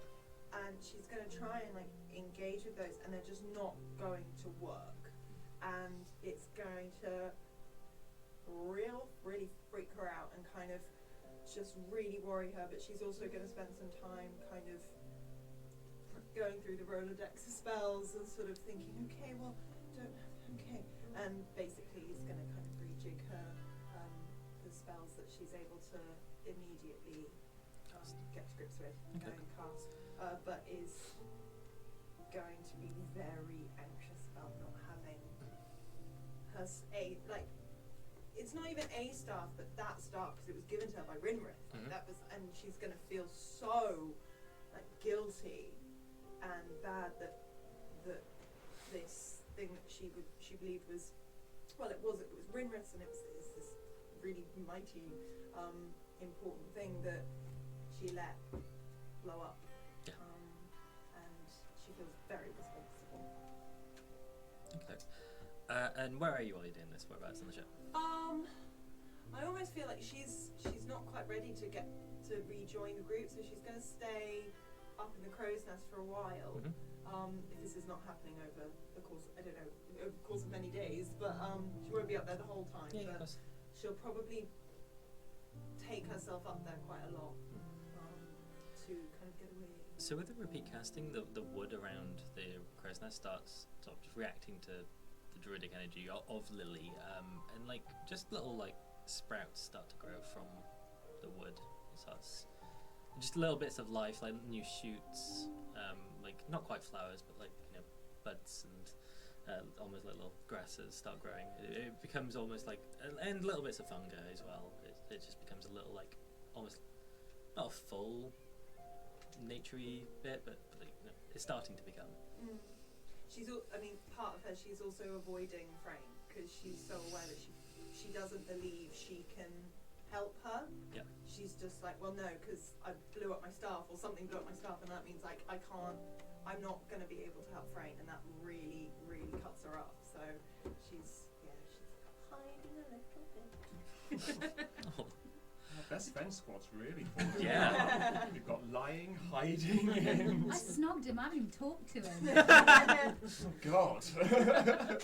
I mean, the conversation since was, don't desecrate the corpses, Yeah, Locticus. the person said she's been slogging you. So please have the benefits of a long rest, a lot of you. Yeah. Yeah, I know you really needed it, Luke. You were. I- Phew. No longer Yeah. on Jeff's score. Feels really pointless having shillelagh right now. Turn any stick into a magic stick. That's true. Yeah. Maybe it'll come back. Maybe. I really need to point out I got a birthday present from my friend Beth, and they are the druid casting spell cards. So I'm like having a really good time right now, even though I'm very sad. While we're doing shout-outs as well, we've got a new guy on the sound tonight helping us out. Yay! Spike Hart, check out his YouTube. He does guitar reviews. They're really cool. We haven't sacked Matt. No, No. He just couldn't be he's here off this doing week. better things. Yeah, he's off doing exciting things. Yeah. We do love Matt. Party, a full weekend of partying. Yeah, with relatives though. So He could be dead. We don't know. But it's Matt's relative, so. So a full they're bound weekend to of be lovely. partying. So yeah, you have some free time for the first time in 2 years as the From Nash's team. You're more than welcome to use the boat. It's fairly comparatively to what you've just come through. The sea is fairly easy to traverse. It's going to take about 10 days to get to Halber's Edge. Before she will have told this information to you over the time, and kept Geneius' little plan to herself. But yeah, you've got 10 days of free time. Does anyone have anything super? Obviously the armor. Yep, etc. obviously. But we'll go through little bits as we go. Cool. Yeah. Okay. We'll start with Joanne. Yeah, Yes, that's if- okay. yeah, of course. So Frayne will have gone around finding some scraps of leather and stuff. If she can get it, not from corpses, she will. So kind of any kind of drapery. So there are several hammocks, leather Okay. hammocks, that you can maybe aren't needed as much now that there's less crew. Cool. Okay. So she will be grabbing some leather from there. She might have, pinched a little bit of leather off of some dead folks if she liked the look of it, the particular sheen. Yeah. She would have thanked them for it because she's sort of a good girl, and handed them to Rogg. But the thing that she needs to deal with is she needs to go and talk to Torin. So where would you be if I was going to come and So find you? Torin's summoned Hero. So if he'll have found a place where Hero can be comfortable, and that's where he's going to be. Yep. So the prow of the ship, the front is pretty, spacious. Cool. So he's sort of Hero's lying down, and Mhm. Torin's sort of sitting with his sort of Hero's legs are either side of him, and he's sort of sitting, leaning against Hero, and he's got a list, and he's writing, and he's praying, and it's kind of what he's spending his time doing. Okay. Cool. Frayne is going to come and sit next to Torin, invading his personal space a little bit, and looking the other way. We all right, big lad? Yes, I've got some. There's some things I need to do, Locticus. Okay, that's all right. And so she'll kind of let a bit of silence go between them, and then she will put her hand in his claw and just give it a little bit of a squeeze. So he will pull his hand away, Uh-huh. his claw away, and he's gonna say, I don't know, I've got some things I need to do, Locticus. It was very, so the kiss was very nice, very good, but, I don't think that can happen again for some time. Oh. Okay. Well, thank you for letting me know. Well, we're still mates though, right? Yes. I just, yes. Right. All right then. So if Frayne looks, she'll notice that he's writing a list of names. Okay. That's up to you. I'm happy to roll a perception check. Okay. It's Yeah. probably easier for A me. list of names he fancies more than Frayne. Right now. Who would I rather do first? Yeah. Oh, that's like a 23, I think. Yeah, 23. Oh no, more than that, 24. Yeah. Okay. I mean, yeah. Yeah. So Frayne notices the list of names. So it'll be a list. There'll be some names, Uh-huh. but there'll be lots of just half orc 1, half orc 2, half orc 3, Right. Okay. and then maybe like just the name of a place next to it. So I'm hoping with the 24, Frayne kind of clocks that he's trying to make his death list, like perhaps the list of lives that he needs to make up for taking, kind of thing. So she's kind of just okay. Well, I'm gonna go and do some stuff, and I'll see you later. So he won't look up from his list. It'll be very cinematic. It won't be cinematic. It'll be really like what's the word? Like trite. It'll be really done hammy in that he's going to carry on looking at his list until she's walking away, and then he'll just look up and like acknowledge that this is a thing that he wants but can't, and carry on with his list. Once Frayne has left the room, her eyes will turn a darker purple than they already are, and she will kick a bit of the ship, but with kicking the ship, it's like she's cast inflict wounds, and it just kind of turns to a nasty dark brown. Don't be rotting the ship. Yeah, we're barely holding it together. Oh, and Hero's unimpressed at Torin's behaviour. I'm unimpressed. Hero disapproves. It's like Sven and Kristoff. And Sven's like, you idiot. as you kick the ship and you like this necrotic burst, you think it's just going to be like a little on the edge of your ship. You feel like just a pulse from the boobs of holding, and the burst just goes and nearly like goes about 3 or 4 feet long along the ship. Okay. Cool. Rogg, what have you been up to? Okay. So he would have been spending probably most of his time down below deck, especially if it's hot on deck, as he just prefers the cold anyway. But he would have came up through sort of early morning and early evening, where there's a bit of light but it's not too hot, to start getting to work with the leather armour for Frayne. Yep. And yeah, for the most part he'll settle down. He sort of he's not a backpack, he's just got like a sack over his shoulder that's sort of tied into a bit of his chest. So he'll take that off and open it up, and there are remnants of snacks and food and bits and pieces, but there's lots of chunks of stone and very polished bone as well. And yeah, he takes out sort of like leather working and tailoring tools and bits and pieces, and unrolls this sort of satchel sort of thing, and it's got sort of needles and bits of thread and hole punches and studs and things like that. So he'll just set to work through most of the time making the armour for Frayne. He's sort of not wanting to catch too much attention, so it's that every time she walks by he's trying to sort of eye up a measurement, and sort of she's like, I think I did get it, and he'll sort of do a little bit more, and yeah, most of the time he'll set to that. Torin shaped, he's like made clear he's a paladin, so I mean, like if you he looks like a paladin. Yeah. I don't think he looks like a paladin. I do think I remember him said it. He's going to make his way sort of over towards Torin on one of the days, probably when you're sat. Is he sat most of the time? Pretty much what he's doing. He's trying to. Okay, so he'll make his way over. Isn't the bit a bit busy at the minute? How can I help you? As a paladin. Yes, paladin. Very good, Rogg. Oh, I remember that. I'm not too. I'm pretty clever.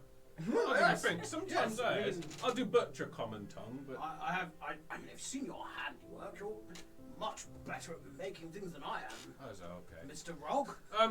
I did ask a favour of you whilst we was on the ship. Okay. Being a paladin and all of your things, Yes. is you good at sensing the evil? Yes, Indian I can people, sense if evil. someone is evil. Oh yes, certainly. If we was to be under up any danger and I'm over nearby, could you do me a favour and let me know if I'm is evil? Rogg, I will So certainly. not just a bad man, but an evil man. Rogg, I can certainly let you know. I will, whenever, yes, if there's any problems, I will let you know, Rogg. Okay. And he's sort of, You seem quite keen on banishing and/or killing evil. I'd got a little bit.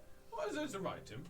He sort of lean over and sort of look. He's a curious soul. It's a list, Mr. Rogg. A list of. People, names. Huh? It seems to be doing you some bothering. Have you killed a man? I saw you kill some zombies, but have you killed a man, Rogg? Yeah. How does it rest in your soul, Rogg? Is he'll take the great sword off it, the big great sword off his back. And it's made of, there's no metal to it. It's bone and stone and leather straps and things like that. And he'll take it off and just sort of stick it between two planks in the deck so that the flat side of the blade is facing towards where Torin sat. And he's not very good at to stay with me.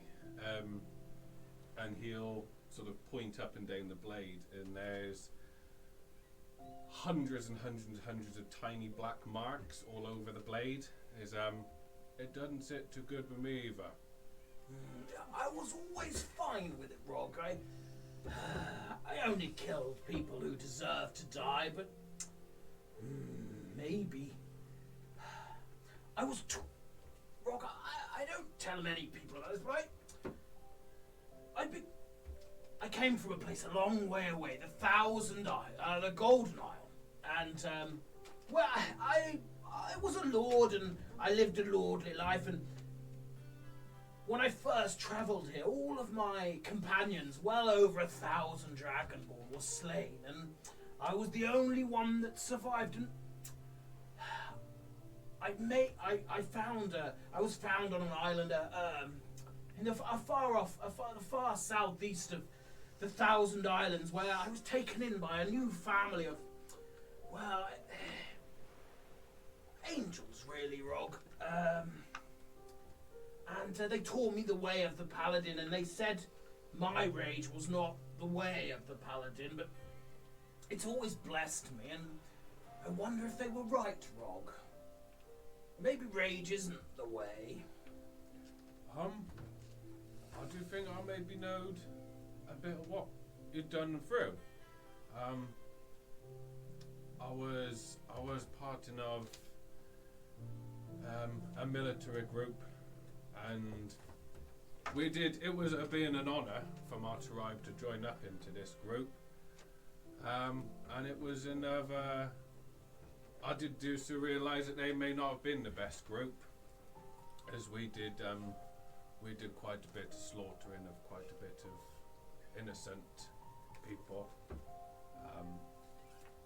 And I do keep in score of how, and he sort of again points up and down the blade, I do be keeping score of how many people I got to save. So I think I'm on a similar thing to your list. Well, I think that your list is very good, and this is my list. I'm not very good with writing, but these just they disappear at times, and I count them, and sometimes there is less, and that is a good thing. Rogg, I mean, it would be nice if mine would disappear, Rogg. I think I'm going to have to do a lot of good, Rogg. I'm doing lots of good too. I could maybe even thinking about maybe travelling with when the ship to stop, maybe. You want to come with us, Rogg? I'm thinking if it's an on paladin and trying to do a similar thing. I mean, I've been with a few other groups in the time since I did left in the military. But some people, they do not really sway on the good side sometimes, and I've got to be keeping with the people that I can atone with. Well, Rogg, this is the most virtuous group I've ever ventured with. So, I mean, I would love to have you with us, Rogg. I'm sure the others would feel similarly. What an excellent fighter I shouldn't say it, but watching those zombie heads roll was rather wonderful. Those are pretty good. I mean, I can leave this here with you for a little bit if there's a thing on the not being on your own quite. And he'll sort of not quite know how to end. He'll sort of just walk away. He'll leave the greatsword just stuck in the deck in front. I'm gonna go finish off the armors in a minute. Well, it was very nice to meet you, Rogg. I hope we can go into battle together and maybe do some good together as well. I'm just thinking it is a way. I do be think so. So Torin will stand up as Rogg turns to leave, and he'll go to shake Rogg's hand. Yeah, he will. He'll almost do like a two-hand, like one on your elbow, one on your wrist, and like it's a proper like Goliath grip. Like he doesn't quite understand the handshake. He gets it, but it's like he's normally used to hands on shoulders and a headbutt. Well, so at that point, Torin's going to remember that when they first met, there was a headbutt. So Torin's now going to headbutt him out of sort of. So yeah, he'd go for that. It's like lean into his. I do think we're going to do good things, Torin. I think we will, Rogg. And yeah, he'll make his way back over to his little leatherworking station and sit there for the most part. So over the course of the next couple of days, you quite handily make the leather armour from bits of bone that you have and bits of stone, and Frayne, you have leather armour for mechanical purposes. What does it look like? Xena's dress, but with bones. I was thinking that. I was thinking a little bit Xena, but obviously mismatched because it's all different bits of leather from other places. Yeah, there'll be a patch of a lighter blue one. It's the bit you to give me. I ran a little bit short, but I got some spare. And it's like a patch missing from the side of his rib. It's okay. I do not really need armour. It's greatly. Oh, that was a weird accent. I turned into Paul. Not coming. It's greatly appreciated. Thank you, Rogg. It fits really well. Oh, it's a pretty good guess. That's okay. I mean, I can patch things up if you do need it. I mean, I'm not very good with metal. I could probably not do very well with a Torin, but I can patch the things up if you do need it. Well, we're not bothered about Torin so much. And I think it's lunchtime at the minute. So, moving swiftly on, Geneius. Okay. What have you been up to? So, Geneius' focuses are... He's not avoiding anyone. But he's also not actively looking to engage either. Yeah. So he will be supporting Shandal with the running of the ship. Each morning he's going to focus on exercise. His main focus at the moment is speed. Okay. He feels... Does it get up early morning to... Yeah, definitely early morning. So it's a little bit of maybe physically running across the boat in bits that are safe to run on, not make anything any more worse. And it's certainly seen that difficult terrain bit as a potential training track, but not making it any worse. Sure. His focuses are that he could have been faster back in the Plughole, and then things wouldn't have gone as badly as they did.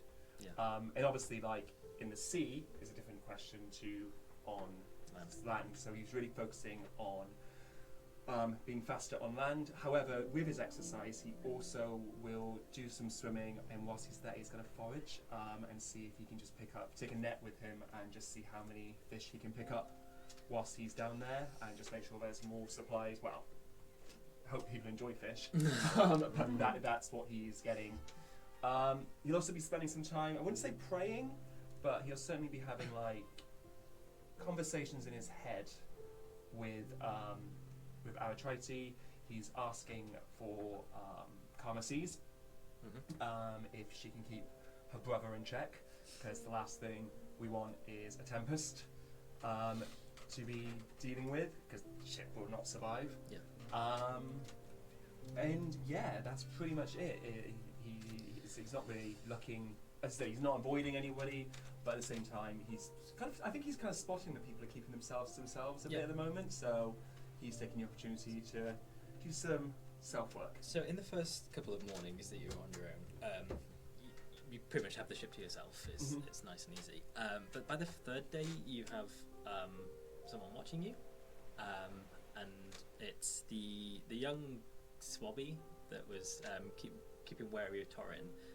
It's quite a skinny-looking human boy, and he's just like watching you from behind one of the masts, behind the mainsail mast. Like a teenager? Or? Yeah, so he looks younger than he probably is. Okay. He looks like he's about 14, maybe. He's not grown into his adult body properly. He's still quite skinny and like a bit gangly and awkward. And yeah, by the fourth day, as you're like finishing your training, you're going away, you kind of catch him like thrusting with a mop and pretending like doing some of the exercises he saw you doing. Okay. So whilst it's been a bit all sort of edgelord and everyone's isolated, he will take the opportunity to engage with this young man and just be like, oh, if you're looking to train, it's much easier if you have a sparring partner. And he thrusts and looks back and slips. Then you just run over and just catch him. You scared you scared me. Well, I mean, like, sorry, but you could have just said you were there, and then like it wouldn't have been so weird. I was just just mopping the deck.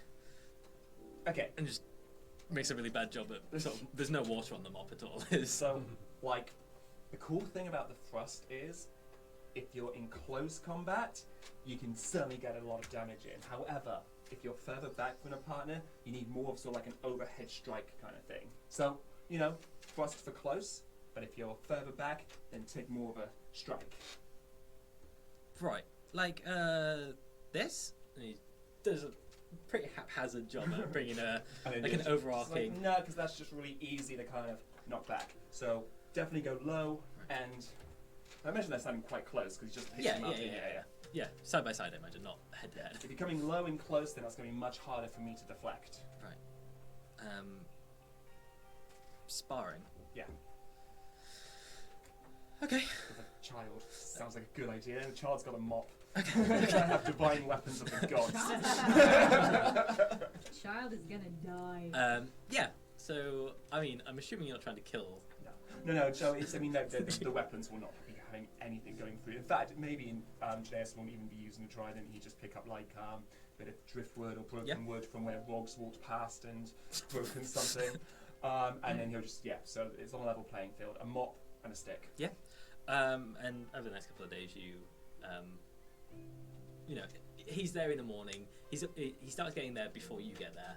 Yeah. Like ready and waiting. And yeah, you learn his name's Sigfar. He has been on ships for as long as he can remember. Yeah, he's kind of orphaned and found ships. How did you end up working? Because obviously this ship was like a pub, like in the middle of a town. How did that end up happening? Well, my dad was part of the original crew. So you were on the ship when it was taken from the sea to Yeah. the Plughole? I was little though. How did it happen? Oriana says something about like a god just like picking it up out of the sea one day and plonking it in the city. Yeah, a lot of people have different stories. I don't really remember, if I'm honest. But yeah, my dad didn't survive whatever it was, and now I'm here working with these lot. But I always wanted to be an adventurer like you. And he just like goes, yeah, and like he goes to like do one of the moves you've been practicing that morning, like a nice over the head swing to the chest. And I think we'd have got him. Yeah. I think he would have just been so distracted in the sad story. Then he's like, yeah. So a distraction tactic is really, really good for getting an edge on someone. Ow. And then back to sparring. Nice. Wonderful. Is Torin allowed to do one more thing? Have we got time? Oh, you rapscallion! You don't have to. Of course you can. There you go. So towards, assuming we get through to about day 8, Torin will have finished he'll sort of finish his list and have seen Lilli go up to the crow's nest. Assuming she's still sort of going up there to. But yeah, should we? To isolate. Do you want to jump to Lilli first, or do you want to? Oh yeah, we not done Lilli. No. I thought we'd done you. Well, no, because I did the bit, like Yeah, the first okay. bit, Yeah, but yeah, then yeah. there is Well, more stuff. No, you do you. Thanks. And then I'll. That's. Okay. There we go. Hey, gave you a moment. Yeah. It's all right. What's No, going on? Lil? I'm sorry. I've spoken quite a lot, so it's going to No, merge. I'm just- I mean- no. What's going on, Lil? Lilli is going to. Question. What is the? Thank you. I need a tiny flying beast. A tiny flying beast. Yeah. That For- would be in the vicinity. Like a fly? Seagull. Well, seagull isn't tiny. Or a beast. There's a beast there. Well, no, Yeah. but like an I mean, animal, yeah. just an animal that is considered small Okie doke. for the For the rule of spell. A seagull would definitely be considered small. Yeah. Yeah. So Lilli, if I may. Yeah. If she may. Yeah. Is going to. She's after rejigging her immediately castable spells. Mhm. She's going one morning. She's going to have a bit of food, and she's basically going to stand in the crow's nest and try and attract a seagull. Okay. To come and perch, and she's going to cast Animal Messenger Okie doke. at 4th level.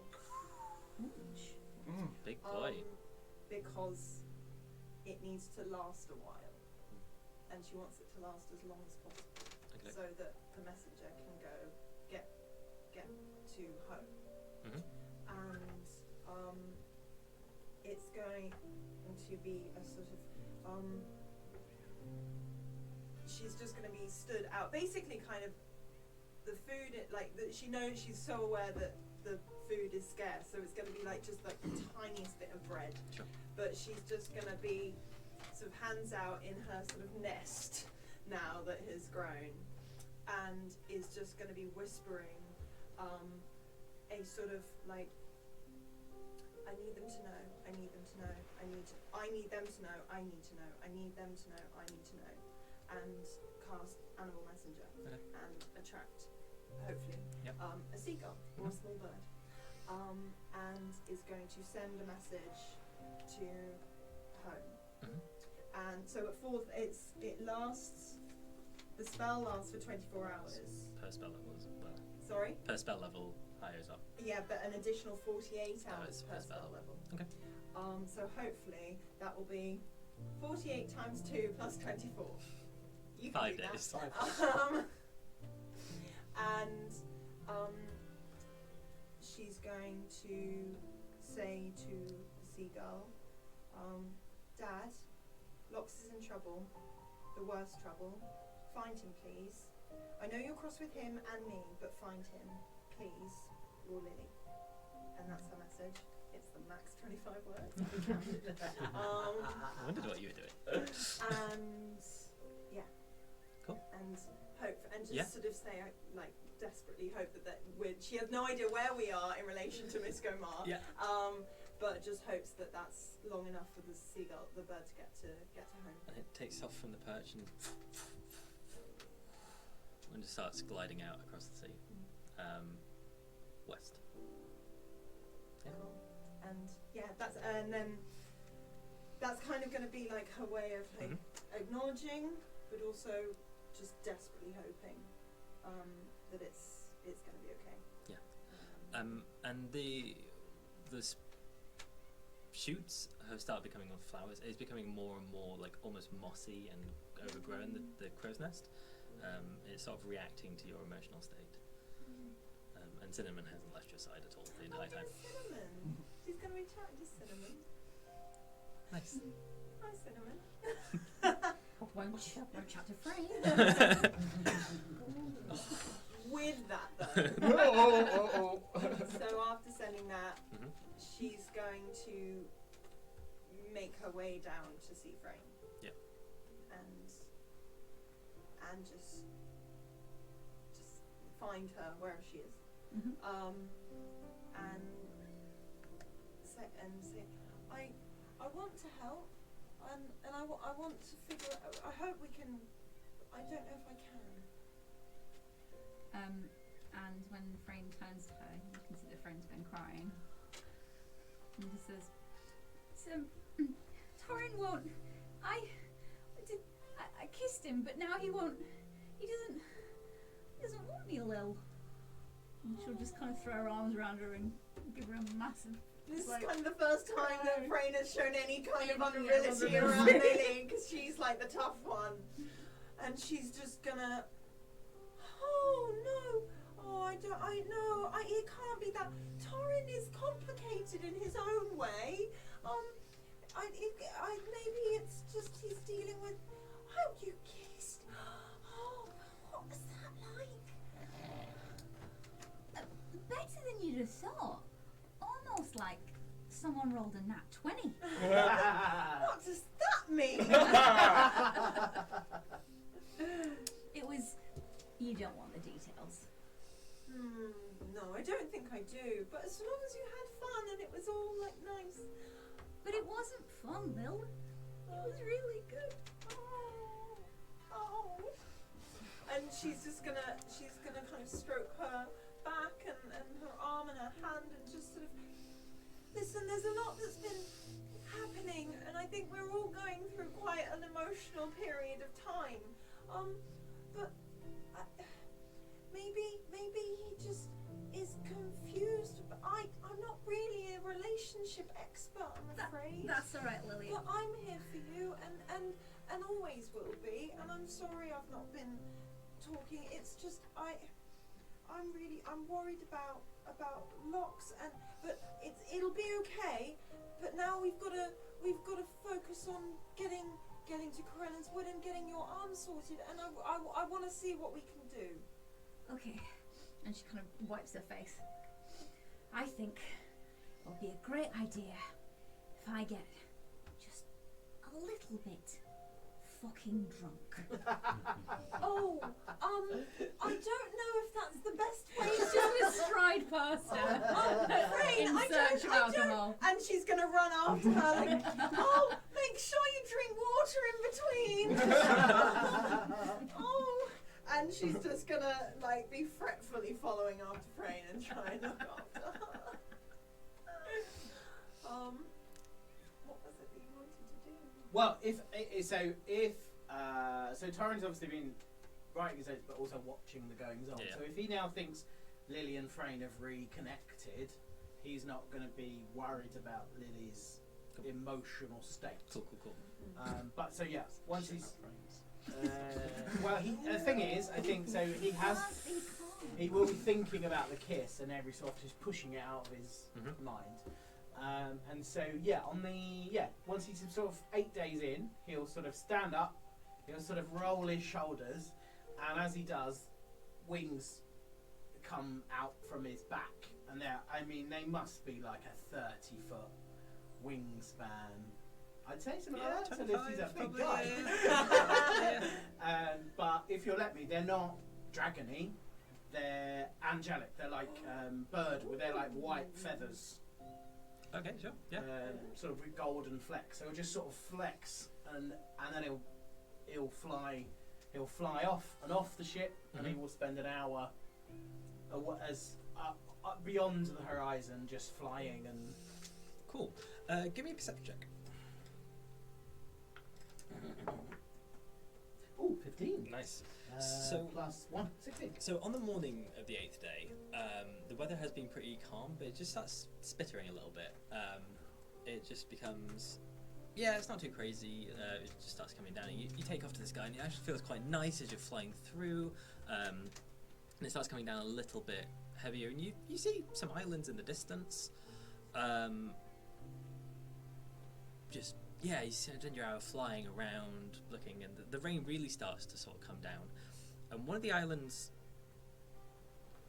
obviously the island's coming closer to you as you are travelling towards them, but one of them seems to be making its way towards you. And it's an island? It's it's an island. It's an island, and it seems to be moving It towards seems us. to be coming towards you. So Torin will, and I think at that point probably. Well, I mean, I don't know how much flying time he's got left. If he's got some, he'll probably fly high-ish and see if he can get a good. He doesn't want to get within any sort of range, but I guess. So it's probably 400 foot above the island, but looking down. So you can't get what it was. above. You can't get like on top of the island. It's a couple of miles away. It's about 3-ish miles away. But you can make a good thing. It's huge. It is like, it's a full-on island. Okay. But it just seems to be sort of beelining towards you. So it seems to have some way of propelling itself. Yeah. So can Torin make that out from here, no? Not from this distance. Oh gosh, this is exciting. So yeah, Torin will head back to the boat. Okay. And he's feeling a lot less melancholy. Yep. And he'll probably go to the captain. Cool. And So tell the captain. yeah, as you start coming down to the boat, the rain just starts coming down heavier and heavier, and as the hour sort of dissipates, so do your wings, and you start making your way up towards the captain's wheel. Captain, you're doing a fine job, by the way, Captain. Well done. We seem to be making good headway. I just went for a fly. It's magnificent, let me tell you. Can imagine. I've not done it before. Nor have I. What's the point, big lad? But I saw, and you're not going to believe this, but it was an island moving towards us. And she looks at you like white as a sheet. And she goes, Geneius! Oh, yeah, what? And as she does this, in the skies, just a crack of lightning happens. She starts trying to turn out of the... She was just sort of like ebbying in this like current for a little while. And as she tries to turn, the wheel locks. And the sky just starts breaking with lightning as this like heavy deluge starts hitting the ship. She's like, we've got trouble. Yeah, looks like it. No. What do we need to do? Get everyone. She looks directly at Torin and goes, get the others. So Torin will head to the others. And she starts turning, get on the other side. And she takes one half of the wheel and asks you to the other. And can you make me a strength check, please? Straight strength? Yeah. Come on. 20, not natural this time. Okay. So, yeah, as you both start holding this wheel, it is, like, dragging against you. And both of you are using everything you can. She, like, it jerks and her hand goes, but you manage to catch it. She falls backwards. She's like, Rogg! Get up here! Okay, yeah, Rogg's gonna tear up, he'll sort of very quickly wrap up his satchel, just chuck it in the bag, and he'll bolt straight up. I'm not strong enough, get on that wheel! Oh, so got that! And he'll just sort of put one hand like on the top and underneath, and just sort of, he's not holding the spokes, he's just gripping the wheel. Can you make me a strength as well, please? Okay. Show off. 22. Okay, so even with Rogg holding and you holding, the wheel jerks and the two spokes that you're holding on shatter just from the force. You manage to catch the two above it, and Rogg, you just feel like the wood burn as it goes and splinters in your hand as you hold it in place. The ship is just being pulled in this sort of maelstrom, and Chandra stands up and she starts taking off her jacket.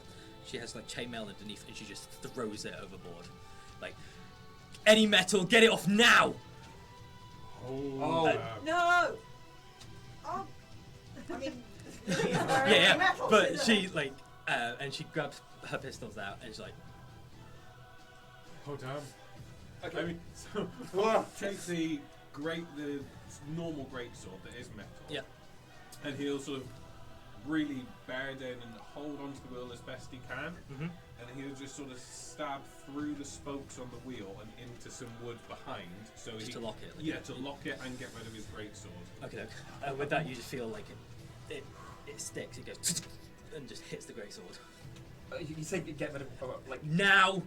So Geneius isn't wearing metal so much anymore. It's more straps and capes and stuff, but weapons. Yes, It's metal. weapons. Like she just commands that across the whole ship, Cool, and okay. like her crew just start like anything they have, any like buttons, any like Are they throwing it in the sea, or are they She threw hers in the sea. The others are sort of like throwing it far away from them. Okay, Frayne will take a cue from the people around her because she wouldn't have seen the captain. Yeah, sure. And remove rapier, daggers, and she'll take off her necklace and tie it around her one of the daggers as she like pushes it away from her. Okay. Torin's still got most of his armour bagged Yep. up, so Just he's his going to take everything else Pauldrons. off. Yep. So he's pretty much now just in a basically a loincloth. Yep. And he's going to strap it to Hero. Okay, doke. What, all his metal stuff? In a thing. Can Hero make me a deck save? A disadvantage. That one. Okay, doke. Oh no! So as you finish tying it, you like step back and there's arc of lightning just straight onto Hero, and Hero takes 32 points of damage. Hero's very dead. So on seeing that, Yeah. Geneius is just like, he's taken off piercings. Get those. Oh god, the Prince Albert! Yeah. He's taken off piercings. He then says, okay, I'll try to keep these safe. Gonna need them at some point.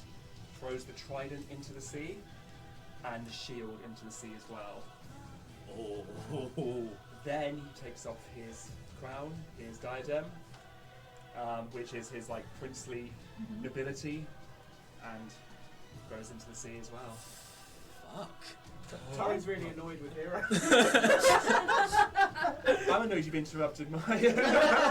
So I've dropped 2 AC now. Yeah. I mean, And Paul's yep. dropped like all of it. You're 10 plus dex now. It's a good day to be a barbarian. Yep. And a druid. And Metal. as this is happening, the island just is getting closer and closer, and you see the front of it, like the water that's just in front of the island, just starts parting, and this humongous head just comes out from the front of the island, and it is like draconic by nature, and there's this huge, maybe 120-foot head coming out just of this dragon turtle. It is bigger than the head of this thing is bigger than the ship. Okay.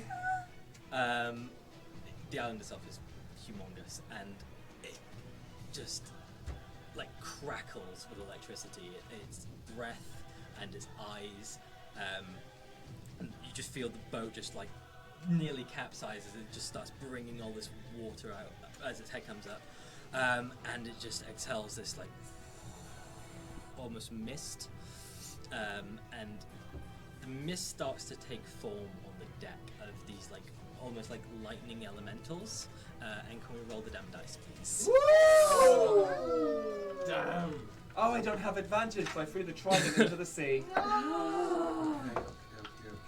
You have advantage on initiative. I do. Right, when I have my trident. Wow. I have advantage. I rolled a 1 and a 3. Oh. So set yourselves where you guys were. Well, So would be. somewhere around. Okay. Where was the captain? Yeah. Yeah, I was close. Rogg would be up here. To be honest, Lilli would be up in her Crow's nest. Her Okay. crow's nest. What the heck's played without a weapon? It's going to be fine. It's going to be fine. I have, but I cannot use it because I've only got one arm, so I can stab at people with arrows. 20 minutes to kill him. You're going Well, to it do depends it. what Lindy's gavel's made I was from. terrified. It's made from stone, isn't it? No, it ain't. Has he still got Lender's gavel? Even if it's made of metal, it was in that bundle that attached to his dead horse. So it's just a bundle lying on the ship now because A metal. Hero just disappears the second he dies. Anyone got a little monkey? We've got a monkey mini. Monkey Mini. Oh, I know you've got a monkey, but yeah. We We've could got, use Mardy. we've got a tiny Lilli. Yeah. Tiny bold Lilli. I mean, Tiny that's bold perfect. Lilli. Yeah, it's Perfect for monkeys. with a staff. So, sorry, can we just ask you what creatures have appeared? So they are from Fizban's Treasury of Dragons, one of my new favourite creatures. They are living breath weapons. Oh, shit. Woo, right? Cool as fuck. And yeah, as this just breath exhales, this like deep fog, this deep mist, they start taking this like crackling, lightning-y form. They look like long and hunched with, almost like the Ice Titan from Hercules, but like lightning-y. Right, let's roll some dice, baby. Also, this music. Oh, I know. The change was just like. Spike was like, "This all right?" Yeah. That was like, This is Damn. yay, this is nice, we're fucked. you see what we do And for I you just viewers and swapped listeners? out one spell that I really regret doing. Is it But I'm not gonna change it because that would be naughty? bad. Don't know what to do. So top of the round, just so you know, I rolled a nat 20, so... Okie dokie. Oh, Frayne. she's I right. don't know, Go with for the Hyper, list. I left it at the plug hole. Oh yeah? Dangling from a rigging scut. Dangling from a rigging Oh, thing. okay. Oh, okay, okay. How strong are you? No, I'm +5 with weapons anyway, so I'm not strong. I'm better off just focusing on magic now. Eldritch Blast. Yeah. That's the way.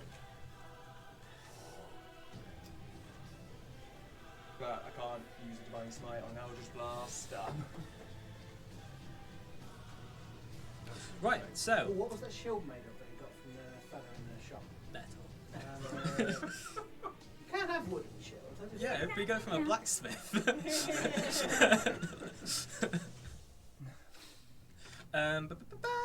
Top of the round. I think we've got Locticus Frayne, haven't we? That you have... Okay. One sec. I know I'm we've just, still I'm got just, the rest of us? just taking initiative. Just taking initiative for now. Oh, Don't yeah, worry. yeah, Don't worry. I'm on it, man, I'm on it. So 20 to 15. Dirty 20. Dirty 20. Jen. Nice. 15 to 10. 12. 10 to 5? Go ahead. Sorry, I got 8, sorry. You got 8. I What was- was your roll? It was 8. H8 flat. Yeah. Okay, doke. Hey Torin, re-roll that dice thing for me. What? Re-roll. It was 3. Cool. That's fine. Is it? No, it's just to see who goes top, Oh, takes okay. precedence out of the two. I'm not putting bottom of the round for that. That's really mean. Rogg. 4 with advantage. Desperately Amazing. trying to read what spells I could possibly cast. What can I do? I'm a paladin with no armor or weapons. Can punch. Damn it, why didn't I pick that spell? Ah, this is. Oh, very annoying.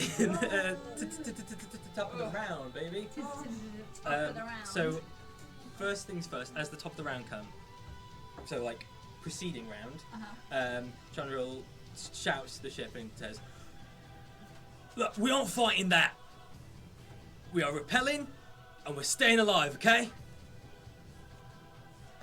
Okay. Cool. Yep. Cool. Okay.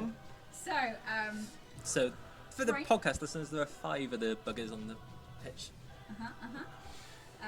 Frayne is going to use her movement to leg it to where she had dropped her metal. Yep. She is going to, because she's a really cool elf, she's going to leg it, roll on the floor, grab the hilt of one of her daggers, which is leather. She is going to, what I would like to do, if you will allow me, Mr. DM, is lob it in the direction of the ghoul that is the breath weapony thing that is closest to Torin, while casting heat metal on it Okay. at 4th level. What would you like me to roll?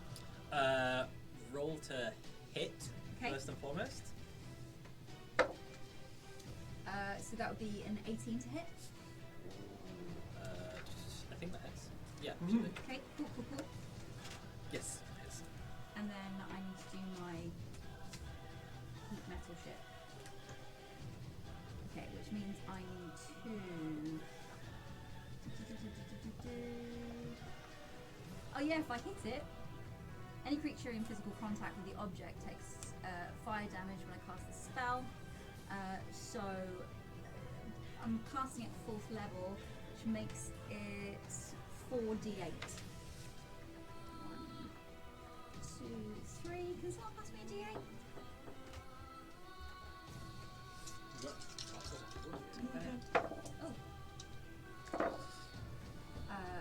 That's really annoying. It's not that great. So that's 10. 10 fire damage. 10 fire damage. On it. So as she throws this dagger, it just starts glowing and getting hotter and starting to blister as it hits towards this living breath weapon. Okay, yeah, so the dagger goes straight into it. The actual dagger itself doesn't seem to do any damage. It's just the residual like magic, and it recoils back with a and just crackles ferociously. Is that the end of your go? That is the end of my go. I can't Excellent. do anything else. Jen, you're up, baby. Okay. Lilli, you're on next. So Jen's just like, this is. No, he has none of his weapons that tie him to his abilities. However, he is going to try and channel Peerless Athlete. So he's just going to raise his hand to the air and go, okay, hope this works without the trident. From the beyond the depths, bring me glory. No, it's a paladin ability, right? Yeah. Paladin ability. So you feel this surge of Cool. Yeah, this is an 8. This is something I can do. Amazing. So how high is the main mast that he's on? It's about 45 feet. 45. No, even with that, I can't make that jump. But what I am going to do is run towards the mast. Yep. I'm going to jump up to it and just like grab hold of any of the netting or the ones up it. Yep. And from there, I'm going to throw out wall of water to the 3 that are in front of Lilli. So, are these guys flying or on the? So I'm up in the You are, Yeah. but I'm halfway up the mast. they're currently on the deck, but they are not standing. They are floating. Okay, They are so hovering. from the deck up, I think I've got 20 foot. No, 30 foot long, 10 foot high. I'm going to want to cast that a bit higher, I think. Yeah, to literally where Lilli is, on the crow's feet, there's a wall of water that's appeared in front of her. What, that, like all the way around, or just No, just in front. Okay. Just in front, straight through. So going through it is difficult terrain. If there's any fire damage that goes through it, it's halved automatically. If there's any cold damage, it just becomes a solid square of ice, which don't stand under that. And yeah, the wall has an AC to attack it. Cool. Anything else left on your turn? That I think is me, just holding onto the mast there, throwing out the wall of water, and Being yeah, epic. Lilli, you're up. right. Like, what's- everything I have either destroys the stuff we're on, which is like a floating boat. I don't want to destroy the boat.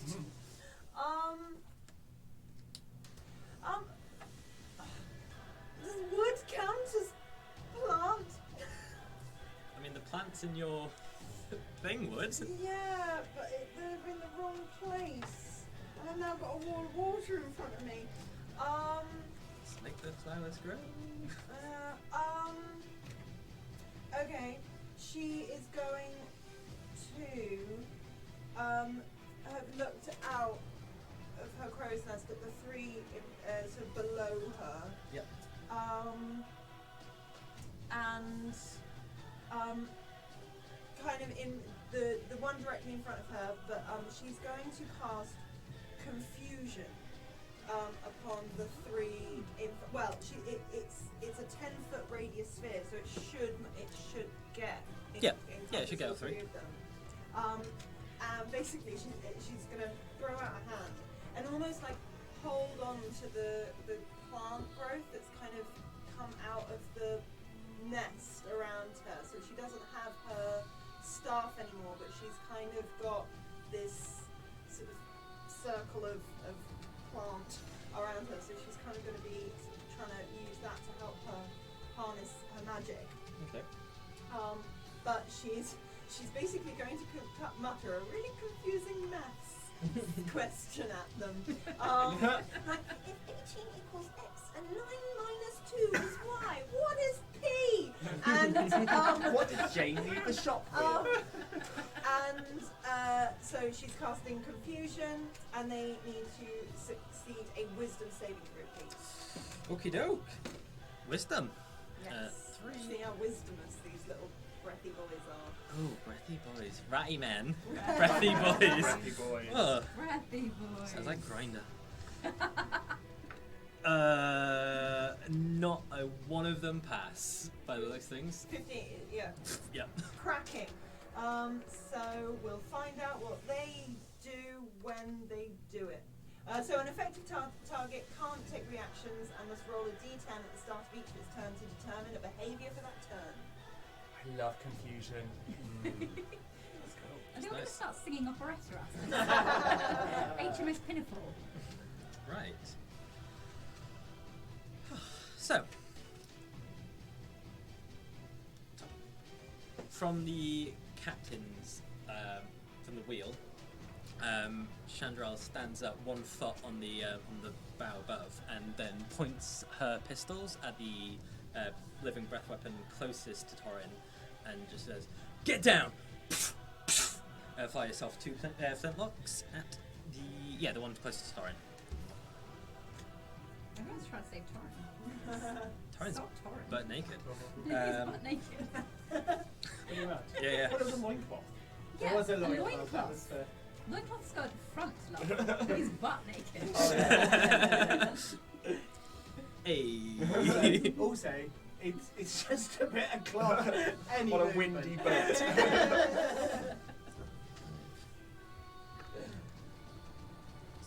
So she's got flintlocks, and they're metal, aren't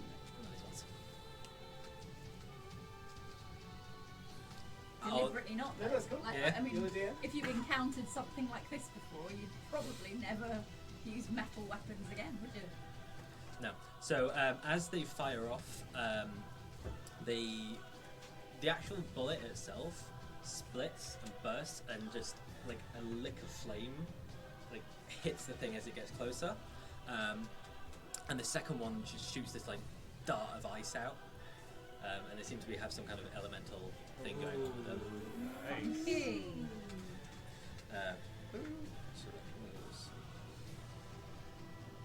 Next up we have Cinnamon, so me. Brilliant.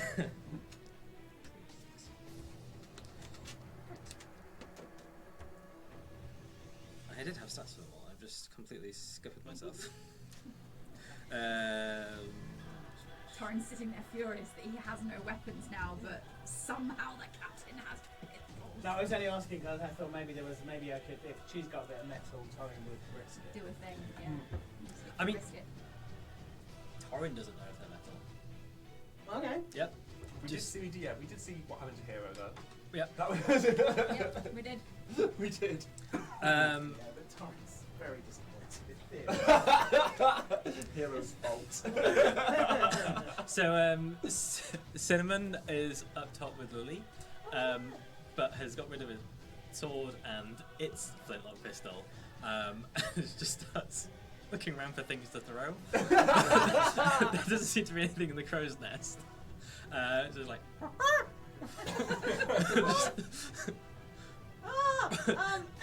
I don't know.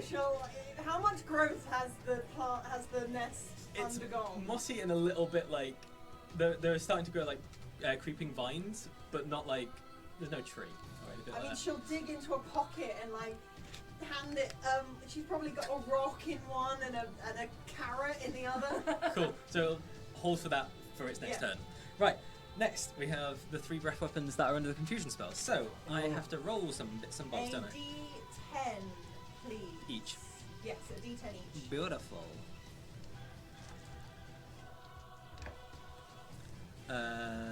So we have 2 9s and a 5. Oh, that's annoying. So the 2 9s, the creature can act and move normally. Fuck Oh. you. The 5, the creature doesn't move or take actions this turn. Okay, so the white one furthest to the port side of the ship just hunkers down, doesn't seem to be able to take anything. The two in the middle of the ship start moving up towards the wall of water. They fly up about 30 feet in the air, and then they disappear with a crackle of energy and just reappear in the crow's nest. And can you and Cinnamon, unfortunately, take 6 points of lightning damage? No! As a reaction, Halo of Spores will just ink into existence. Oh my god, I inked.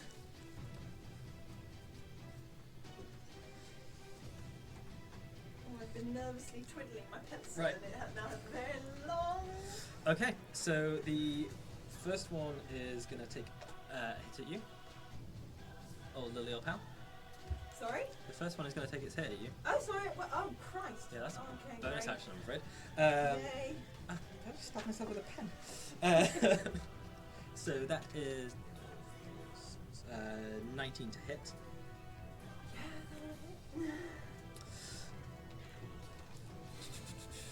So good.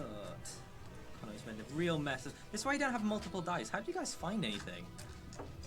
You put them in a row. I have them in an order. Yeah. They're all different shapes and Yeah, I stuff. was gonna say they've got different shapes, They've got numbers on as well, that helps, yeah. Yeah, I guess. So the it takes one hand in the air and just slams it down into you for 14 points of like force damage, and then this and it just explodes with lightning upon the hit, and you take an additional 12 points of lightning damage. Okay. Cool, she's bloodied. Fuck. Okay. That's 32 damage. Nice. Right. And then on all Cinnamon. So Go they're reaction. within 10 feet Yep. of me. So could they please take a d6 of necrotic damage? Of course. Oh, that's a 1. Oh, man. That's unfortunate. 1 damage. I've noted it down. Thanks. It's alright. Yes, and the other one misses Cinnamon. It dodges nimbly out of the way. It Okay. goes, yep, and we have Torin up next. So Torin's going to be looking around for any non-metallic weapon, even if it's just a There are bit of bits of wood, yeah. So Torin will pick up a bit of wood. Yep, so He there's like table legs and such that Rogg has handily destroyed over the course So of... yeah, Torin will pick up a meaty bit of table leg. Yep. And he will. I think he's going to run up. So he's directly behind Frayne, sort of. You know, he's concerned that she's kind of surrounded. So he's going to run into the middle. As he runs, he's going to shout at the one nearest to Frayne. Today you will die. And with that, he's going to cast. He's going to use Vow of Enmity to gain advantage on the attack. And then he's going to hit this guy in the thing with a bit of wood. See what happens. Okay. And it's a Another nat 20. double nat 20. Double nat 20. No way! No way! Yes. No way! Take a picture of that shit. I haven't got my phone, I put it away like It's a shame that a bit of wood smashes though. There you go. Holy cow. Right. Oh. If you Okay, don't... look, if the wood does nothing, it's got to catch on fire and then do something. Yeah, so as Torin strikes, lightning hits the wood. Yeah. So I'm guessing is it a club? I don't even know what damage a club Yeah, does. it's... I mean, it's an improvised weapon, so that Okay. is... it's 1 plus your strength modifier. So it's 1 plus my strength modifier. What would a hit be? It would be just whatever you'd roll to hit normally. What would a punch be? Oh, Just your strength. Yeah, the Just damage would be 1 damage. plus your strength modifier. It'd just be whatever you'd roll normally, so it'd be strength plus proficiency to hit on top of the rolls. But you've no, hit... sorry, I meant in terms of damage. We've got one. Yeah, so 1 plus... So it'd be 1 plus your strength mod, doubled. So damage is So it'd be 5, so it'd be 10 8, damage. Yeah. 9. Yeah. But because It's a double crit, isn't it? he's going to use I'm Divine Smite. so tempted to make that thing because that's beautiful. Let's see how Divine Smite goes, and we'll have a little play maybe because that's very nice. So I've you never will, seen that happen. Double crit. Double crit. Yeah, he'll do it. He might as well, he's hitting, he's going to do it at second level. So that's 3d8 instead. Go on. What is Torin's casting focus? It's Lens Gamma. So if you don't have Lens Scale, you wouldn't be able to Divine Smite.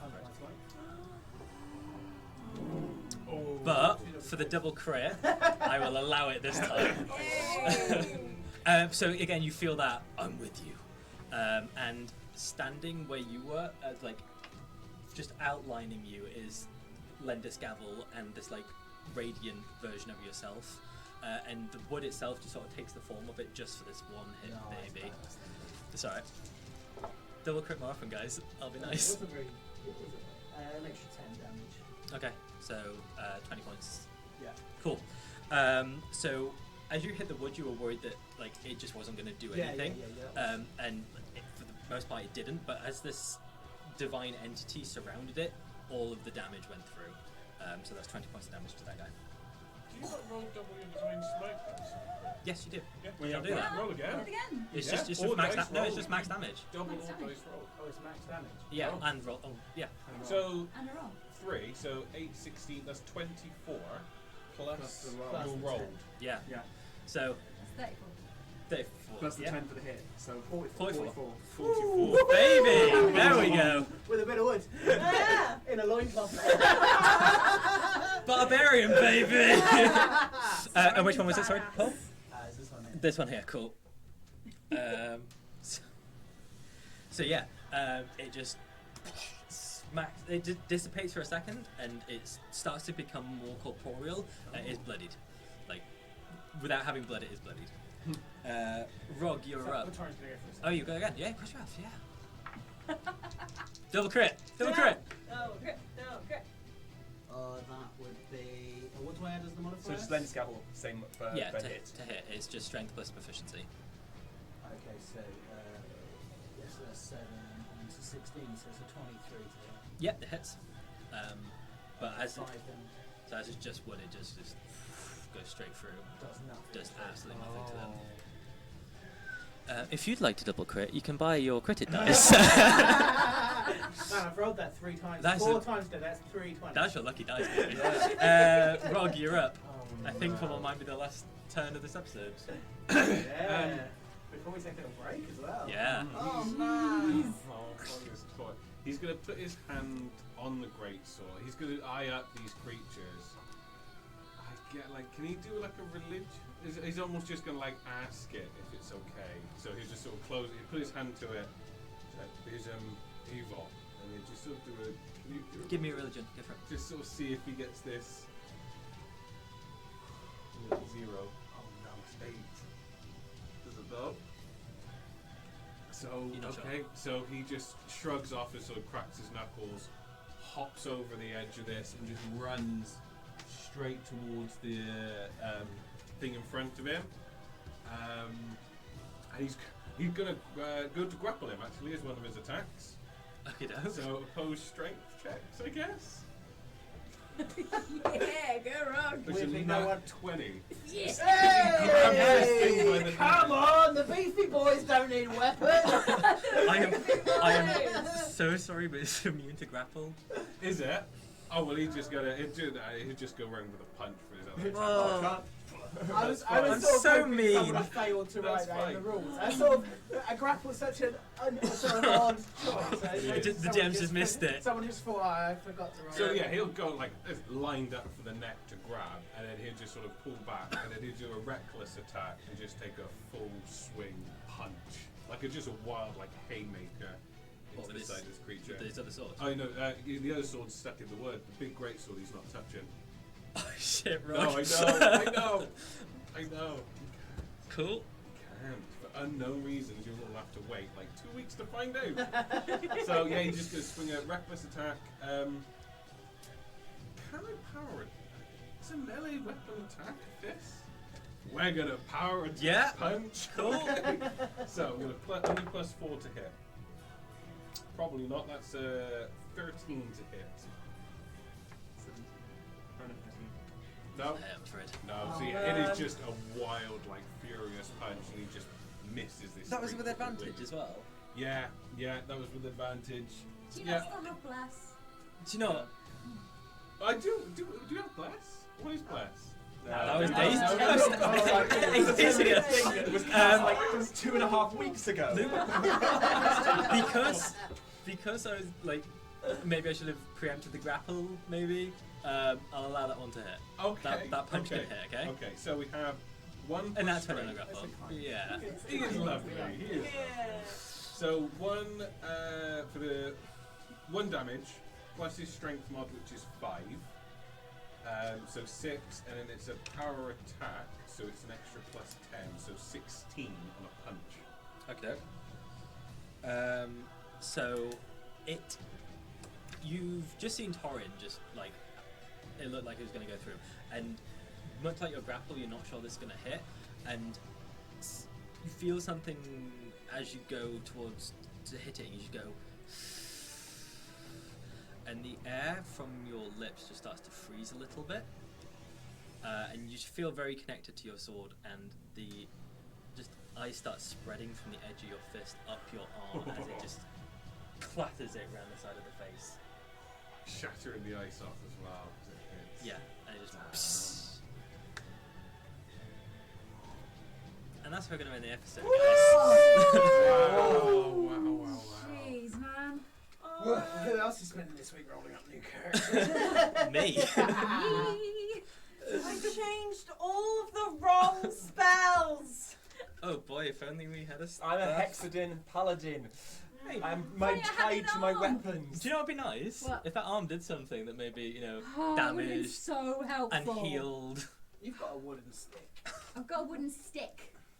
Wow. That's what it does at the moment. So, Magic wooden stick. as everyone has said, we are taking a break next week. So don't come here. I mean, you can come here if you want, but we won't be here, so that's pointless. Do something else. Go touch some glass. But if you have just watched us on Twitch, a subscription would be absolutely amazing, and a follow and all that stuff. If you're catching up on YouTube, then please smash the bell and comments. We want the comments. We want to interact with you. You want to hear about your favourite bits. You want to hear about how much more made you cry this afternoon, this evening, whenever you're watching this, because it's on YouTube. Could be any time. Podcast stuff, rating, and all of that would be amazing too.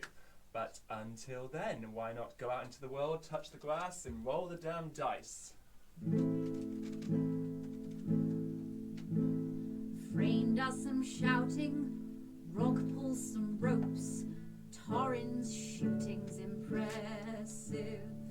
Lilli makes the understatement of the year, the Crannis seems quite aggressive. Geneius did gasp in the Tritons Grasp, probably not for the first time. Hell hath no fury like Locticus scorned, well that's if they're not dead by bedtime.